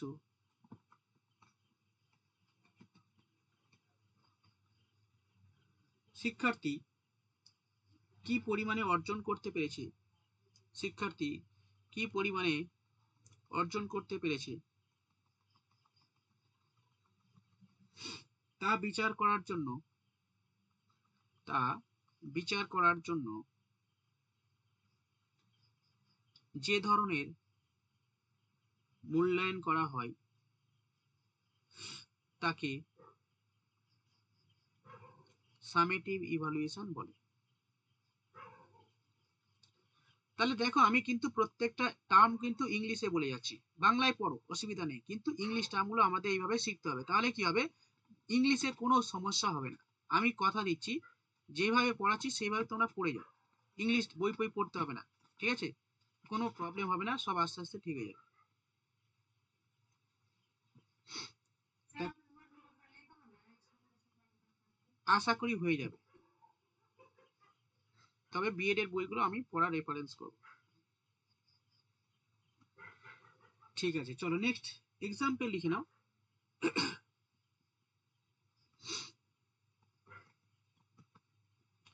এক্সাম্পল লেখো টার্ম টেস্ট,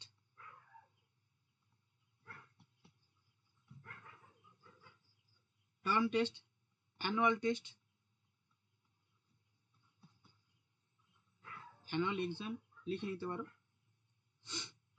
আর কি হবে, external examination, external examination.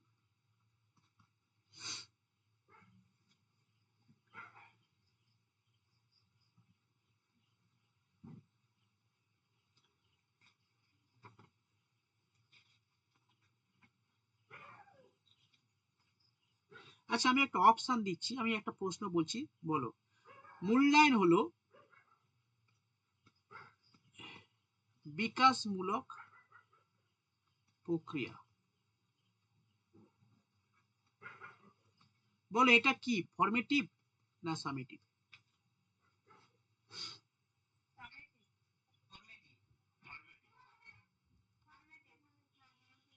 Yes, yes, formative evaluation, very good. দেখো বিকাশমূলক প্রক্রিয়া মানে কি, তুমি এর মাধ্যমে কি করতে পারো, বিকাশমূলক মানে কি তুমি তাকে বিকাশ করতে পারো, স্টুডেন্টদের বিকাশ করতে পারো কিসের মাধ্যমে, ফরমেটিভ এর মাধ্যমে। তুমি সেখানে সুযোগ পাচ্ছ, ঠিক আছে। আরেকটা প্রশ্ন করি,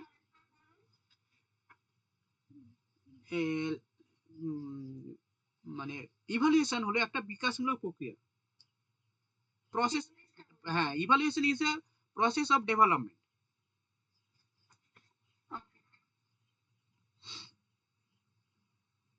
আচ্ছা আরেকটা প্রশ্ন করি, ইভালুয়েশন হলো, মূল্যায়ন হলো একটি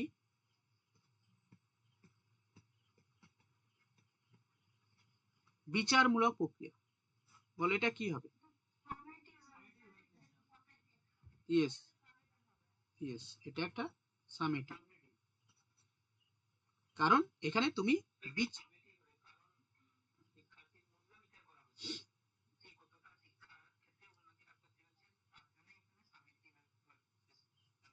ইয়েস, ইয়েস, একদম ঠিক। আচ্ছা আমি আরেকটা প্রশ্ন করি, তোমরা বলবে এটা কি না হবে।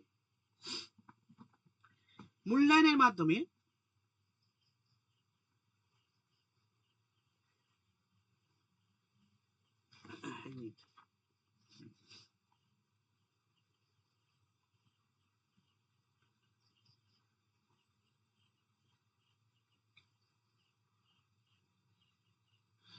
এই মূল্যায়ন প্রক্রিয়া খুবই নমনীয়, এই মূল্যায়ন প্রক্রিয়া খুবই বলছি এই মূল্যায়ন প্রক্রিয়া খুবই নমনীয়। ওকে, 2 নম্বর পয়েন্ট, এই মূল্যায়ন প্রক্রিয়ায় শিক্ষার্থীদের উন্নতি এবং ত্রুটি নির্ণয়ের জন্য করা হয়ে থাকে। এটি কি ধরনের মূল্যায়ন? ইয়েস, ঠিক, ভেরি গুড। নেক্সট,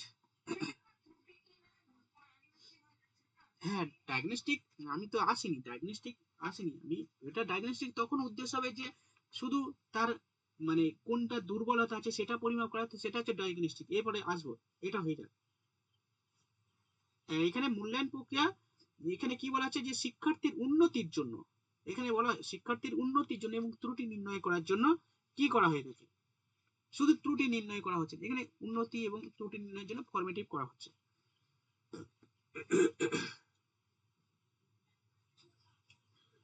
এই ধরনের মূল্যায়নে, পরের প্রশ্ন, এই ধরনের মূল্যায়নে শিক্ষার্থীর বৌদ্ধিক আচরণ কতটা, মানে কতটা সে অর্জন করতে পেরেছে তার উপর বেশি গুরুত্ব দেওয়া হয়, কি ধরনের মূল্যায়নের কথা বলছি? ইয়েস, তাহলে ঠিক আছে। পরের প্রশ্ন, পরের প্রশ্ন হচ্ছে উম, এই এই মূল্যায়ন একটি মাল্টিপারপাস ইভালুয়েশন, বহুমুখী মূল্যায়ন, কোন মূল্যায়নের কথা বলছি? ভেরি গুড, ওকে ওকে। নেক্সট প্রশ্ন, আমি একটা মূল্যায়নের কথা বলছি যে মূল্যায়নটা একটি বিষয় কেন্দ্রিক মূল্যায়ন, কোন মূল্যায়নের কথা বলছি? সামেটিভ মূল্যায়ন,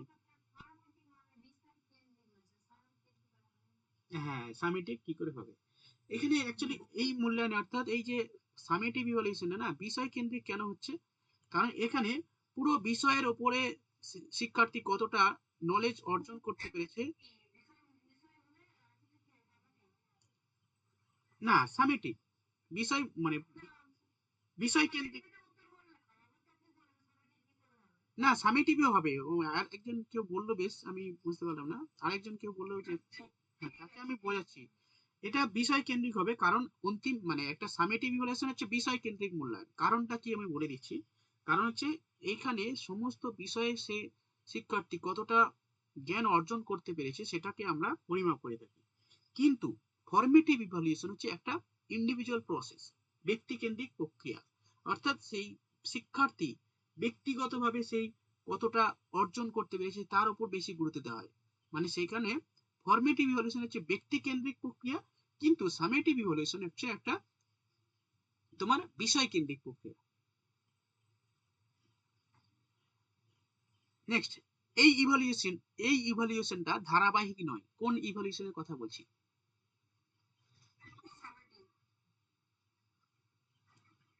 বাকিরা? ও,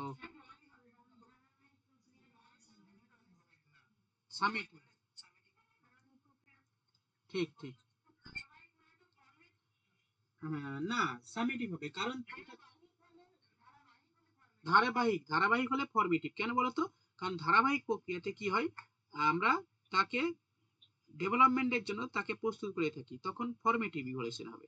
আর ধারাবাহিক নয়, একদম শেষে তুমি কি করে করবে তার ধারাবাহিক? সে তো লাস্ট পরীক্ষা দিচ্ছে, তার মূল্যায়ন, তার কি তুমি উন্নতি করতে পারবে শিখন প্রক্রিয়া? ওটাই তার শেষ, সেই কারণে ধারাবাহিক নয়, সামেটিভ ইভলিউশন। এই তাহলে একটা কাজ করা হয়, তাহলে আমি কিছু ইনফরমেশন লিখে দিই, বৈশিষ্ট্য লিখে দিই, নাকি সুবিধা হবে?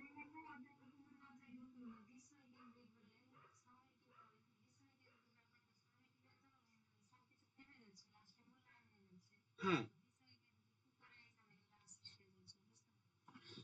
দেখো বিষয় কেন্দ্রিক কেন করা হচ্ছে এটা, কারণ এটা বিষয়ের উপর সে কতটা জ্ঞান অর্জন করতে পেরেছে সেটাকে আমরা মেজারমেন্ট করছি।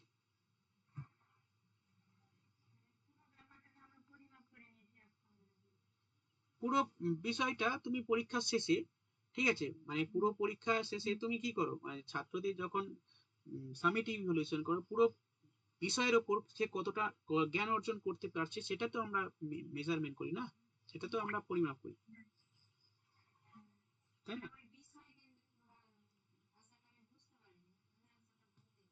আচ্ছা, ঠিক আছে।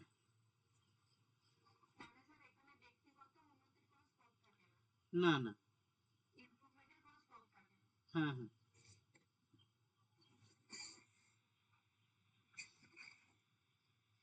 আচ্ছা চলো নেক্সট, এবার চলো নেক্সট দেখো ডায়াগনস্টিক ইভ্যালুয়েশন। মোটামুটি অনেকটা হয়েছে, এবার দেখো ডায়াগনস্টিক ইভ্যালুয়েশন।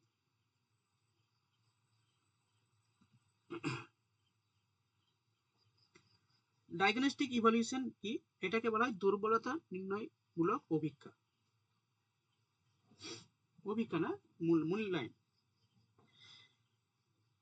এই মূল্যায়নটা কি একটু বলে দিই, ডায়াগনস্টিক ইভ্যালুয়েশনটা কি? মানে যে মূল্যায়নের মাধ্যমে শিক্ষার্থী কোনো মানে শিখন উদ্দেশ্য কতটা অর্জন করতে পেরেছে, কতটা অর্জন করতে পারেনি, তার দুর্বলতাটা কোথায়, সেইগুলো আমরা দেখার জন্য কি করে থাকি, ডায়াগনস্টিক ইভ্যালুয়েশন করে থাকি। অর্থাৎ এর মূল উদ্দেশ্য হচ্ছে শিক্ষার্থীর দুর্বলতা কোথায় হচ্ছে সেটাকে খুঁজে বার করা, এবং সেটাকে খুঁজে বের করে সেই মতো ওষুধ দেওয়া, ঠিক আছে?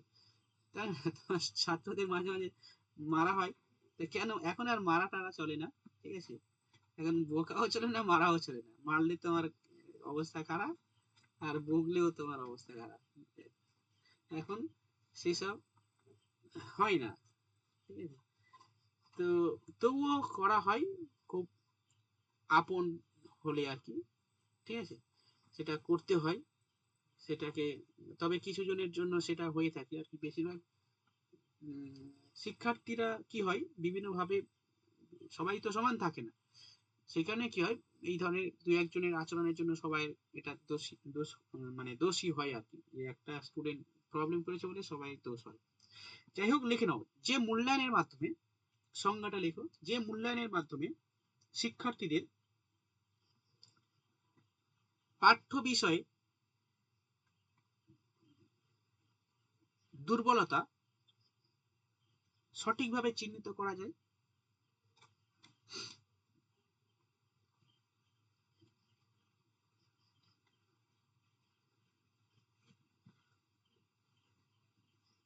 এবং তার প্রতিকারের ব্যবস্থা করা হয়, তাকে ডায়াগনস্টিক ইভালুয়েশন বলে। তাড়াতাড়ি লেখো, এটা হয়ে গেলে আমি এমসিকিউ করব, মানে এমসিকিউ বলবো, তোমরা উত্তর দেবে।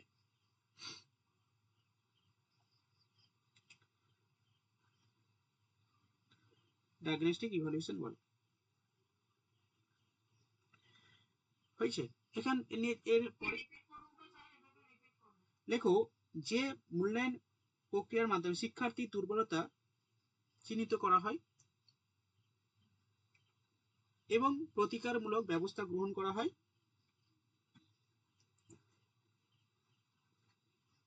তাকে ফরমেটিভ ইভালুয়েশন ডায়াগনস্টিক ইভালুয়েশন বলে।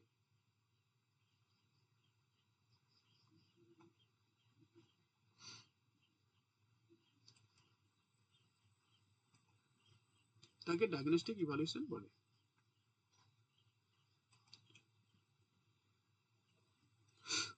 ওকে, এবার কিছু বৈশিষ্ট্য লিখে নিতে পারো। এক্সাম্পল এখানে সেরকম কিছু নেই, এক্সাম্পল তো যে কোনো তুমি ভাবে তার ডায়াগনস্টিক করতে পারো, এরকম কোনো এক্সাম্পল নেই। দুর্বলতা নির্ণয় মানে তুমি বিভিন্নভাবে তার দুর্বলতা তুমি বিভিন্নভাবে তার দুর্বলতা নির্ণয় করতে পারো বিভিন্ন পরীক্ষার মাধ্যমে। হ্যাঁ, হ্যাঁ, ওটা মনে রাখলেই হয়ে যাবে। কিছু কিছু সেটা তুমি করতে পারো কি, মানে স্বমূল্যায়ন মানে তুমি তার নিজস্ব মূল্যায়ন করতে পারো, সে কতটা দক্ষতা অর্জন করতে পেরেছে। তুমি তাকে প্রশ্ন করতে পারো, এই ভাই আমি তোমাকে পড়ালাম, এই যে আমি পড়াচ্ছি তোমাকে, ঠিক আছে, তুমি তোমাকে আমি প্রশ্ন করলাম, এবার তুমি কিছু পারলে না, তখন কি হবে, এখন তো আর সেরকম নয় যে আমি তোমাকে এই এটা পড়বে এটা পড়বে, যদিও বলতে হয় মাঝে মাঝে, ঠিক আছে। এবারে যে প্রশ্ন করলাম তুমি পারলে না, তুমি এটা নিজে নিজে জেনে গেলে যে হ্যাঁ এটার উত্তর এটা হবে, ঠিক আছে।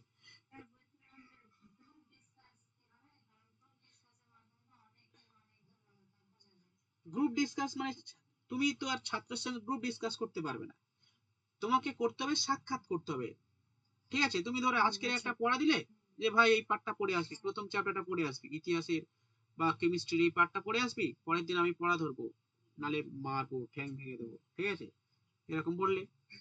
হ্যাঁ, এবার তুমি কি করবে পরের দিনে। হ্যাঁ, হ্যাঁ, একদম ডায়াগনস্টিকের পরেই তুমি তাকে রিমিডিয়াল টিচিং দেবে, যে ভাই হ্যাঁ তোকে অনেক বুঝিয়েছি, হয়নি, সে পারলো না, ঠিক আছে, তাহলে তুমি পরের দিন পড়ে আসতে বলে কেমিস্ট্রির কিছু কোনো একটা পার্ট বা ইতিহাসে কোনো একটা পার্ট দিলে, পড়ে এলে, মানে তুমি এবারে তাকে পড়া ধরলে। এবার দেখলে অনেক ছেলে আছে তারা পড়ে আসছে, ভালো হয়ে যাচ্ছে, ইমপ্রুভমেন্ট হয়ে যাচ্ছে। দু একটা দেখলে যে তারা করতেই পারছে না, তাদের উত্তর দিতে পারছে না।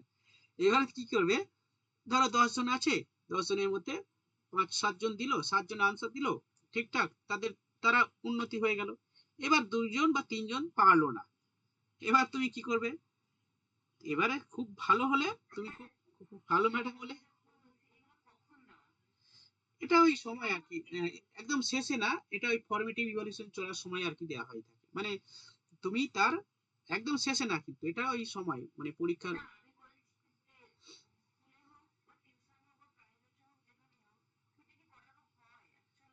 তুমি তো করো, তুমি তো করো, তোমার মেয়েকে করো বা তুমি যাদের পড়াও করো, অবশ্যই তুমি বুঝতে পারো না, অবশ্যই করো।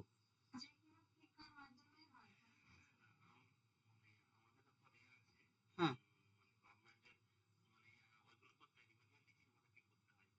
হ্যাঁ, হ্যাঁ,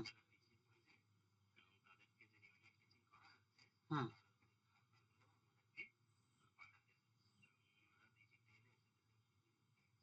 আচ্ছা আচ্ছা, তাই না, মানে পরীক্ষায় মানে ধরো ক্লাস 4-এ কতজন শিক্ষার্থী আছে।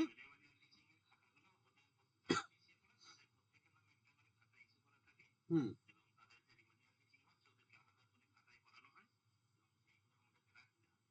আচ্ছা আচ্ছা, এটা কখন হয়, একদম শেষে নাকি?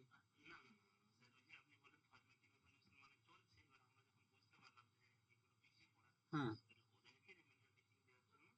হ্যাঁ, হ্যাঁ,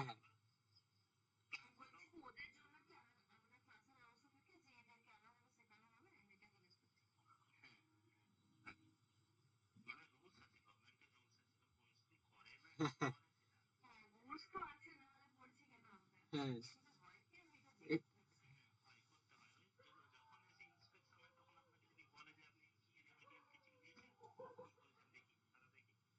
হুম,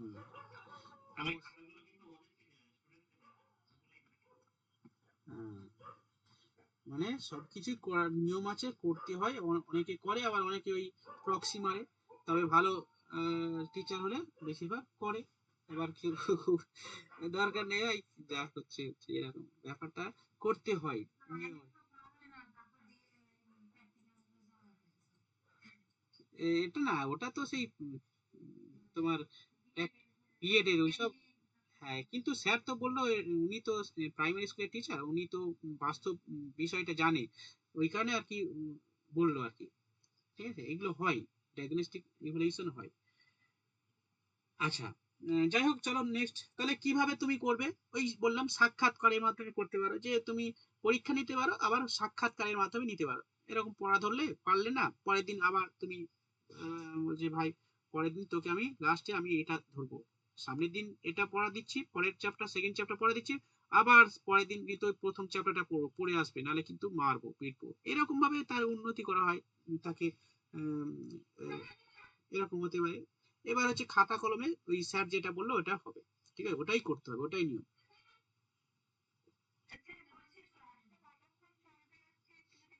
আর 10-15 মিনিট চলবে, সাড়ে সাড়ে নটার মধ্যে কমপ্লিট হয়ে যাবে, সাড়ে নটার মধ্যে কমপ্লিট হয়ে যাবে। আচ্ছা, চলো নেক্সট প্রশ্ন। Diagnostic evaluation. হ্যাঁ,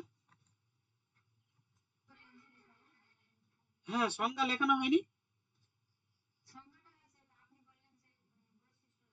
হ্যাঁ, বৈশিষ্ট্য লেখো, 1 নম্বর লেখো। আচ্ছা, কি কি ভাবে হয় ওটা লিখে নিতে পারো, সাক্ষাৎকারের মাধ্যমে নিতে পারো। এক্সাম্পল একটা লিখে নাও, সাক্ষাৎকার লিখে নিতে পারো। তারপরে প্রি টেস্ট নিতে পারো, প্রি টেস্ট এবং স্বমূল্যায়ন। স্বমূল্যায়ন, সাক্ষাৎকার, প্রি টেস্ট বা প্রাক পরীক্ষা, এর মাধ্যমে তুমি ডায়াগনস্টিক ইভালুয়েশন করতে পারো। আচ্ছা, কয়েকটা বৈশিষ্ট্য লেখো। 1 নম্বর, মিউট করে দাও, সুজাতা মিউট করো। রাস্তার পাশে ঘর। লেখো, এই মূল্যায়নের নির্দিষ্ট কোনো সময়সীমা থাকে না, যে একেবারে শেষে করতে হবে। ঠিক আছে, এবার তুমি যখন খুশি করতে পারো। এই মূল্যায়নে নির্দিষ্ট কোনো সময়সীমা সীমা থাকে না।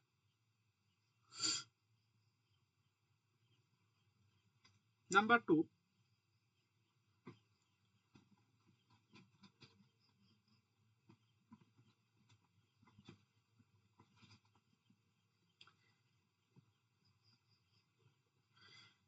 শিক্ষার্থীর দুর্বলতা সঠিকভাবে শনাক্ত করতে সাহায্য করে।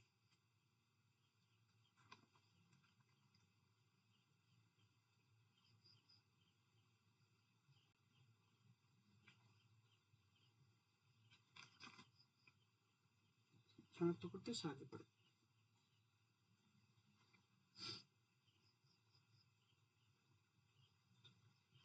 ঠিক আছে, চলো। আচ্ছা, বাকিগুলো অনেক কিছু আছে, আমি এক কাজ করি, বাকিটা তোমাদের আমি পিডিএফ এর মাধ্যমে দিয়ে দেবো। সিআরটি, এনআরটি এগুলো রয়েছে, এগুলো মানে সিআরটি মানে criteria reference test, and nRT মানে নন রেফারেন্স টেস্ট।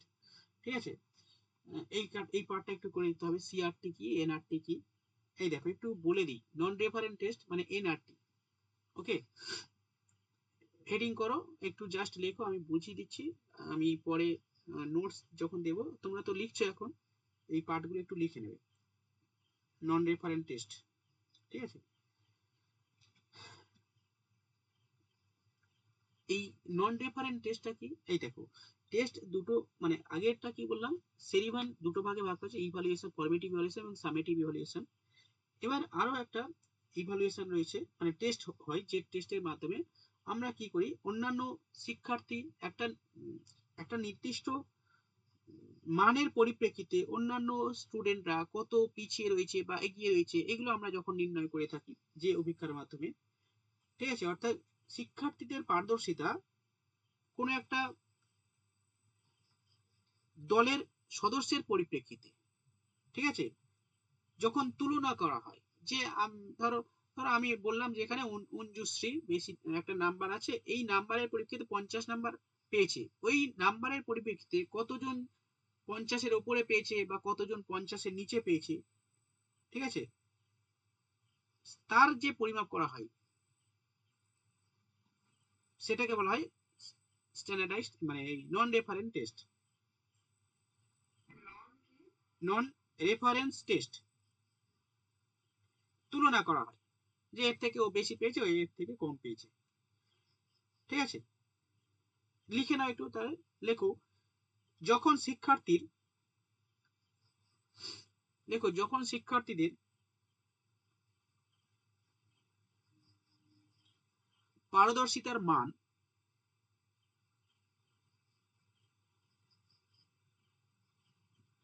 অন্যান্য সদস্যদের সঙ্গে তুলনা করা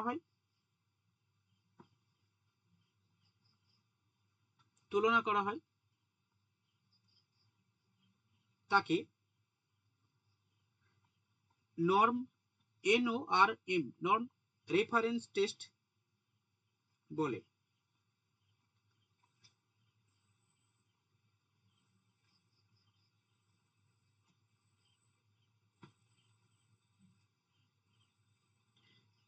ঠিক আছে, এই অভিক্ষার মাধ্যমে কি হয়, আমি একটা পরীক্ষা নিলাম, পরীক্ষাতে কেউ 20-র মধ্যে পরীক্ষা নিলাম, কেউ 19 পাচ্ছে, কেউ 18 পাচ্ছে, আমি র্যাঙ্ক করে নিলাম যে ভাই এরকম অপর্ণা অপর্ণা পেয়েছে 50 এর মধ্যে, এই 20-র মধ্যে 19 পেয়েছে, ফার্স্ট র্যাঙ্ক।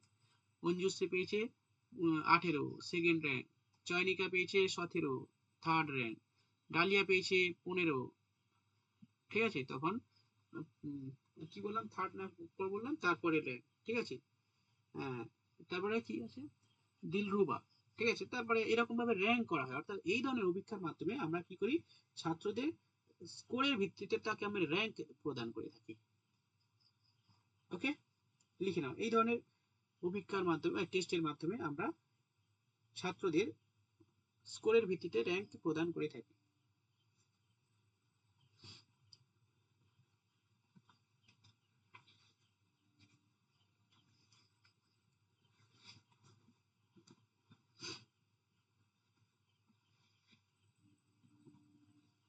ঠিক আছে, এই যে পরীক্ষা হয় বিভিন্ন রকম টেস্ট নিয়ে থাকি আমি, তোমরাও নিয়ে থাকো, এইটা হচ্ছে কি নন রেফারেন্স টেস্ট।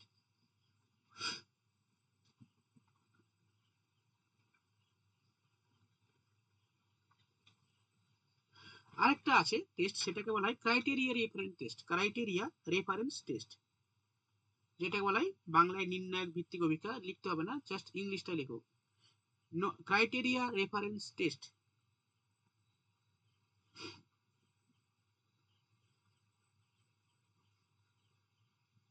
এটা কি লিখে নাও, লেখো, যে অভিক্ষার মাধ্যমে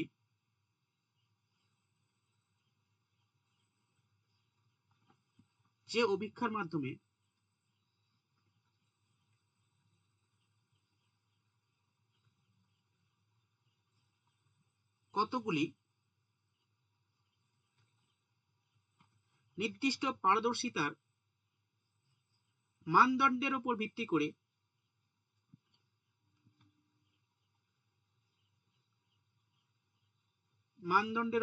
করে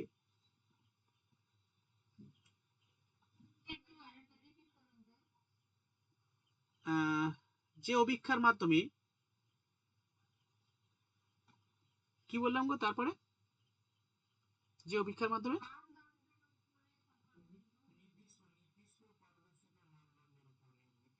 হ্যাঁ, নির্দিষ্ট পারদর্শিতার মানদণ্ডের উপর ভিত্তি করে ব্যাখ্যা করা হয়,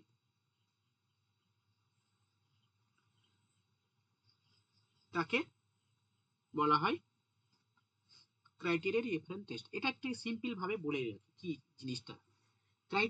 ক্রাইটেরিয়া মিন্স কি, ধরো আমি টাইম অ্যান্ড ওয়ার্কের অঙ্ক দিলাম, 20টা অঙ্ক শেখালাম তোমাদের, এই 20টা অঙ্ক তোমাকে পরের দিন আমি করতে দেবো, ঠিক আছে। এবার তোমরা এবার বাড়িতে প্র্যাকটিস করবে, এ করবে, হ্যান ত্যান করে নেবে, এবার আমি পরের দিন করতে দিলাম।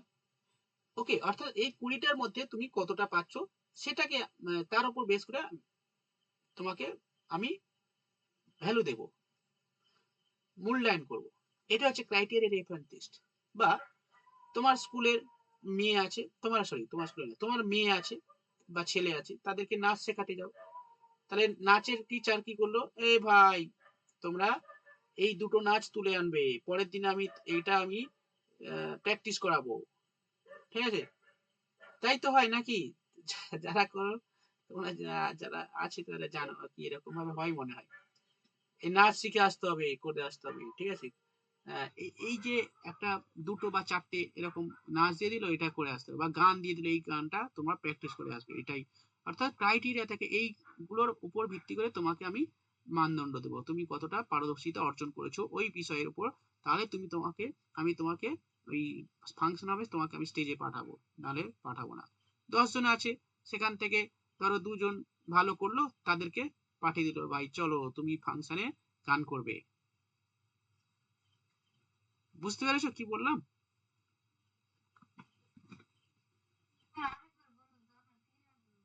ক্লিয়ার হলো না? ধরো তুমি আমার কাছে, আমি পড়ালাম আজকে, এই ইভালুয়েশন পার্টটা পড়ালাম, বা অঙ্ক করালাম, করানোর কথা ছিল অঙ্ক, কিন্তু হলো না, 20টা অঙ্ক শেখালাম। তাহলে আমি তোমাকে এই 20টা অঙ্কের মধ্যে পরের দিন আমি বলবো যে এই ভাই এই কটা করে আসবো, এই কটা শিখে আসবে, তুমি প্র্যাকটিস করলে। অর্থাৎ আমি নির্দিষ্ট মান ধরে দিলাম যে এই কটার মধ্যে আমি পরীক্ষায় প্রশ্ন দেব। বুঝতে পেরেছো?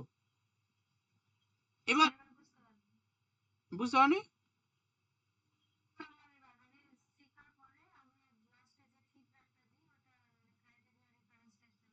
হ্যাঁ, কিন্তু সেখানে ক্রাইটেরিয়া থাকবে যে এই কটা আমাকে শিখে আসতে হবে। অর্থাৎ নির্দিষ্ট মানদণ্ডের উপর ভিত্তি করে আমি তোমাকে জাজ করব। বুঝতে পেরেছো তো? হ্যাঁ, যেমন ধরো কোনো একটা স্টেজে বিভিন্ন প্রোগ্রাম হয়, এবার এই প্রোগ্রামে কারা পার্টিসিপেট করে, তুমি তো মানে ধরো অনেক অনেক অনেক উম, ব্যক্তি আছে, এবার সবাই তো সেটা পারে না। তো সেখানে মাস্টার মশাই কি থাকে, মাস্টার মশাই বললো যে ভাই এখানে আমি তোমাদের প্র্যাকটিস করাবো, এই কটা তোমাদের তুলতে হবে, এখানে যারা এর মধ্যে থেকে যে ভালো পারবে তাকে আমি স্টেজে পাঠাবো। তাহলে অনেকজন আছে, 20 জন আছে, দুটো চারটে নাচ বলে দিল বা গান বলে দিল, যে ভালো করবে তাকে আমি স্টেজে পাঠিয়ে দেবো, সে পারফরমেন্স করবে। একটা নির্দিষ্ট ক্রাইটেরিয়ার উপর ভিত্তি করে আমি তাকে পরীক্ষা নিয়ে নেব, যে ভালো মার্কস পাবে, যে ভালো র্যাঙ্ক করবে, যার ভালো হবে সেটাকে আমি ফাইনালি পাঠাবো স্টেজে। এটা হচ্ছে ক্রাইটেরিয়া রেফারেন্স টেস্ট। চলো লিখে নাও, বৈশিষ্ট্য লিখে নাও, একটা একটা এক্সাম্পল লেখো। লেখো, এর মাধ্যমে শিক্ষার্থী বা কৃতি ছাত্রছাত্রীকে চিহ্নিত করা হয়।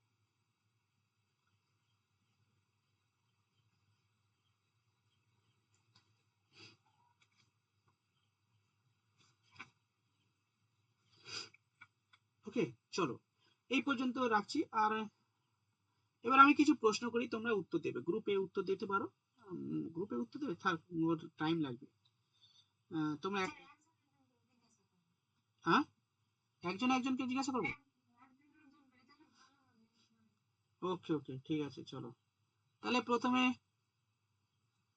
অঞ্জুশ্রী বলো। অঞ্জুশ্রী 2 জন করে, কারণ অনেক সময় লাগবে, 2 জন করে ধরি। আচ্ছা আমি এক কাজ করি, তোমরা এক কাজ করো, আমি প্রশ্ন করছি, তোমরা প্রত্যেকে উত্তর দাও, গ্রুপে দিয়ে দাও। ঠিক আছে, প্রত্যেকে উত্তর করবে গ্রুপে, টাইপ করে উত্তর বলবে। আমি প্রশ্ন বলছি, তোমরা টাইপ করে উত্তরটা গ্রুপে বলবে, তাহলে কাউকে পার্সোনালি বলতে হচ্ছে না। ঠিক আছে, চলো প্রথম প্রশ্ন। মূল্যায়ন হলো একটি, অপশন দিচ্ছি, বিচ্ছিন্ন প্রক্রিয়া, নিরবিচ্ছিন্ন প্রক্রিয়া, গুণগত প্রক্রিয়া, পরিমাণগত প্রক্রিয়া। রিম্পা তুমি মিউট করো করে আর কি গ্রুপে, মানে তুমি যে গ্রুপে আছো সেই গ্রুপে উত্তর দাও। গ্রুপ সব ওপেন আছে। রিম্পা শুনতে পাচ্ছ? হ্যাঁ, গ্রুপে উত্তর দাও, যে যেই গ্রুপে আছো সেই গ্রুপে উত্তর দাও। আচ্ছা দেখে নিচ্ছি।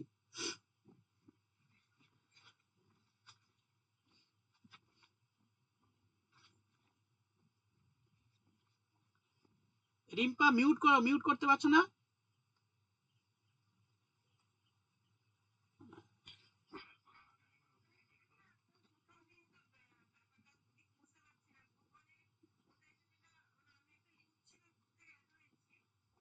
আচ্ছা হ্যাঁ, ওই গ্রুপে আছো তো, ওই দেখো অনেকে উত্তর দিচ্ছে দেখো।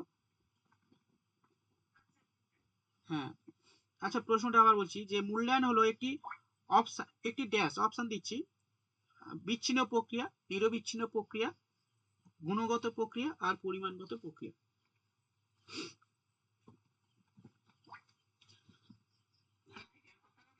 না, প্রথম প্রশ্নটা বলছি। আচ্ছা এখানে দিয়েছে, সুপ্রিয়া দিয়েছে, প্রিন্সিপাল পিডিএফটা দেবেন, আচ্ছা বুঝতে।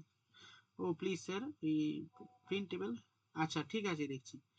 ডালিয়া ওকে, চয়নিকা ওকে, শিউলি ওকে, নিতাই ওকে, কন্টিনিউয়াস প্রসেস, রানা ওকে, নির্মল ওকে। আচ্ছা এই গ্রুপে দিয়েছো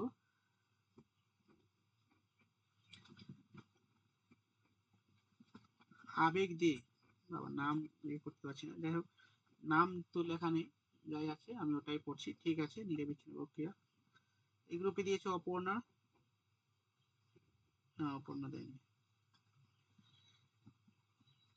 সুরেশ, মঞ্জুশ্রী, ঠিক আছে। পরিমাণগত হবে না, নিরবিচ্ছিন্ন হবে, নিরবিচ্ছিন্ন প্রক্রিয়া। পরের প্রশ্ন,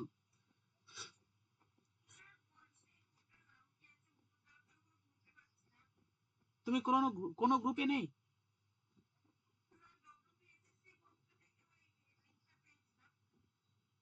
আচ্ছা ডাব্লিউবিএসএসসি, আচ্ছা যাই হোক এটা একটা নিরবিচ্ছিন্ন প্রক্রিয়া উত্তর হবে, ঠিক আছে। ওকে পরের প্রশ্ন, দি কনসেপ্ট অফ ইভলিউশন, এটা একটু বুদ্ধি করে আমি এখনই পড়াইনি। The concept of evaluation in education, okay এটা একটা শিরোনাম, এটা প্রকাশ করেন কে? Option SRT, UGC, CABE, NCERT, SCERT. প্রশ্নটা হচ্ছে কনসেপ্ট অফ ইভলিউশন, এটা একটা শিরোনাম, এটা প্রকাশ করেন কে? CAB, NCERT, UGC.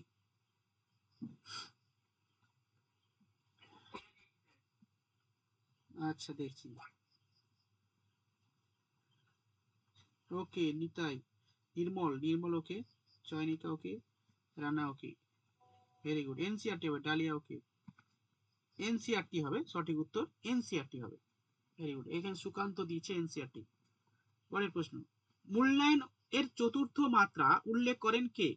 Option Bloom, Wellesley, Stevenson and গ্রুন্ডল্যান্ড।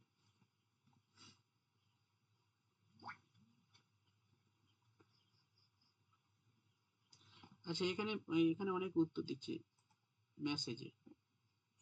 Jhuma, মূল্যায়নের চতুর্থ মাত্রা নির্ণয় করেন কে? অপশন দিচ্ছি Bloom, Wellesley, Gronlund and Stevenson.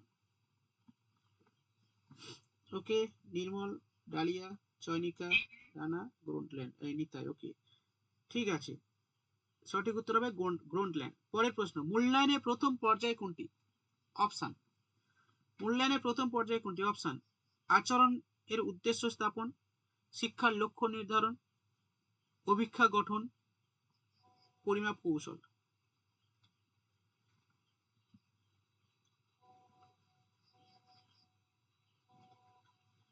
সঠিক উত্তর দিয়েছে নিতাই, অবজেক্টিভ, ঠিক আছে ডালিয়া ওকে। ডি হবে না, ওই নির্মল বি দিয়েছ, চয়নিকা হবে না, ঠিক আছে। প্রথম উদ্দেশ্য কি দিয়েছি, এই তো ছবিতে ভালো করে, প্রথমে কি ছিল? প্রথমে শিক্ষার লক্ষ্য, অবজেক্টিভ রাখতে হবে, লক্ষ্য না রাখলে কি করে হবে? প্রথমে, প্রথম এই ত্রিভুজের মাথায় যেটা ছিল দেখো, শিক্ষার লক্ষ্য অবজেক্টিভ, প্রথমে এই অবজেক্টিভ লিখেছিলাম, ওকে। তারপরে অভিজ্ঞতা, শিখন অভিজ্ঞতা, তারপরে মূল্যায়ন। আর চতুর্থ হচ্ছে ওই ভ্যালু জাজমেন্ট, এই যে মাঝখানে এটা হচ্ছে ভ্যালু জাজমেন্ট, এটা চতুর্থ মাত্রা। এটা ফার্স্ট, এটা সেকেন্ড, এটা থার্ড এন্ড এটা ফোর্থ, ঠিক আছে। Next, taxonomy of educational objective বইটি কে রচনা করেন? ট্যাক্সোনমি অফ এডুকেশনাল অবজেক্টিভ বইটি কে রচনা করেন? Option Gronlund, Bloom, Stevens.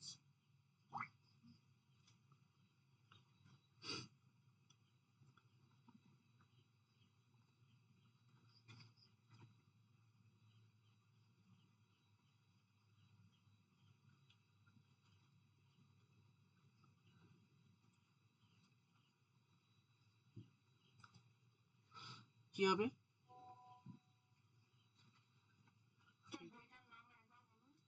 বইটার নাম ট্যাক্সনমি অফ এডুকেশনাল অবজেক্টিভ।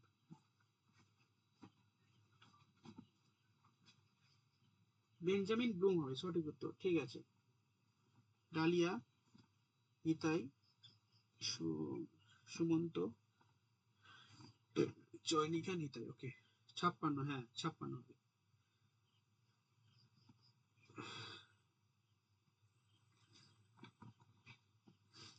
পরের প্রশ্ন, ফরমেটিভ ইভালুয়েশন এবং সামেটিভ ইভালুয়েশন কথাটি সর্বপ্রথম উল্লেখ করেন কে?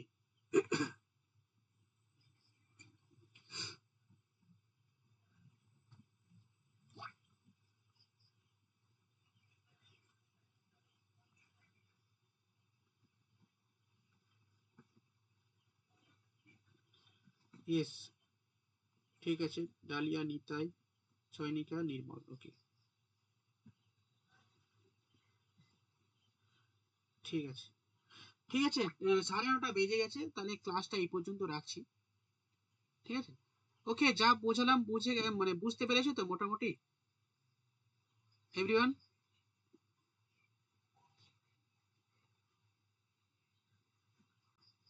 ওকে, তাহলে ক্লাসটা তাহলে এই পর্যন্ত থাক। ওকে, বাই, চলো। আর কালকে আমি মক টেস্ট, এর উপরে মক টেস্ট আমি কালকে দেব। ঠিক আছে, হ্যাঁ, গুড নাইট। ওকে, প্রত্যেকে বুঝে গেল? সুরেশ, সুমন্ত, সুকান্ত, সুজাতা, আমি অনেকে আছে, কাউকে নাম তো পড়তে পারি, যাই হোক বলছি লাস্টে। সৌমেন আছো, সিদ্ধার্থ, রিম্পা, বোঝা গেছে? সিদ্ধার্থ, রিম্পা, রানা। ওকে, পল্লবী, তারপরে এভরিওয়ান, নিতাই, নির্মল। ওকে ওকে, ঠিক আছে। কালকে আমি দেখি, কালকে কি ক্লাসটা অফ রাখবো? কালকে তো সবাই মানে বাড়িতে সব পূজা টুজা আছে তো নাকি?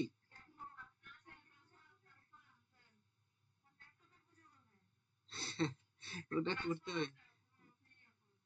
আচ্ছা, ঠিক আছে, তাহলে ক্লাস হবে কালকে। কালকে দেখি এটা ঠিক করে আনবো এখন।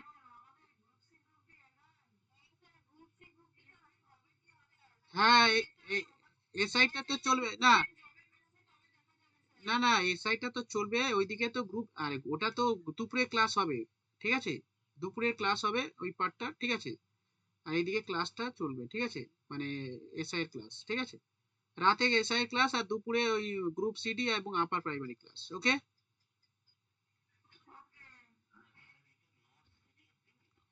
নোটসটা আমি পিডিএফ দিয়ে দেবো। ঠিক আছে, ডালিয়া একটু নোটসটা দেবে তো? হ্যাঁ হ্যাঁ, আমি, ঠিক আছে, আমি পিডিএফ পাঠিয়ে দিচ্ছি। ওকে ওকে, চলো।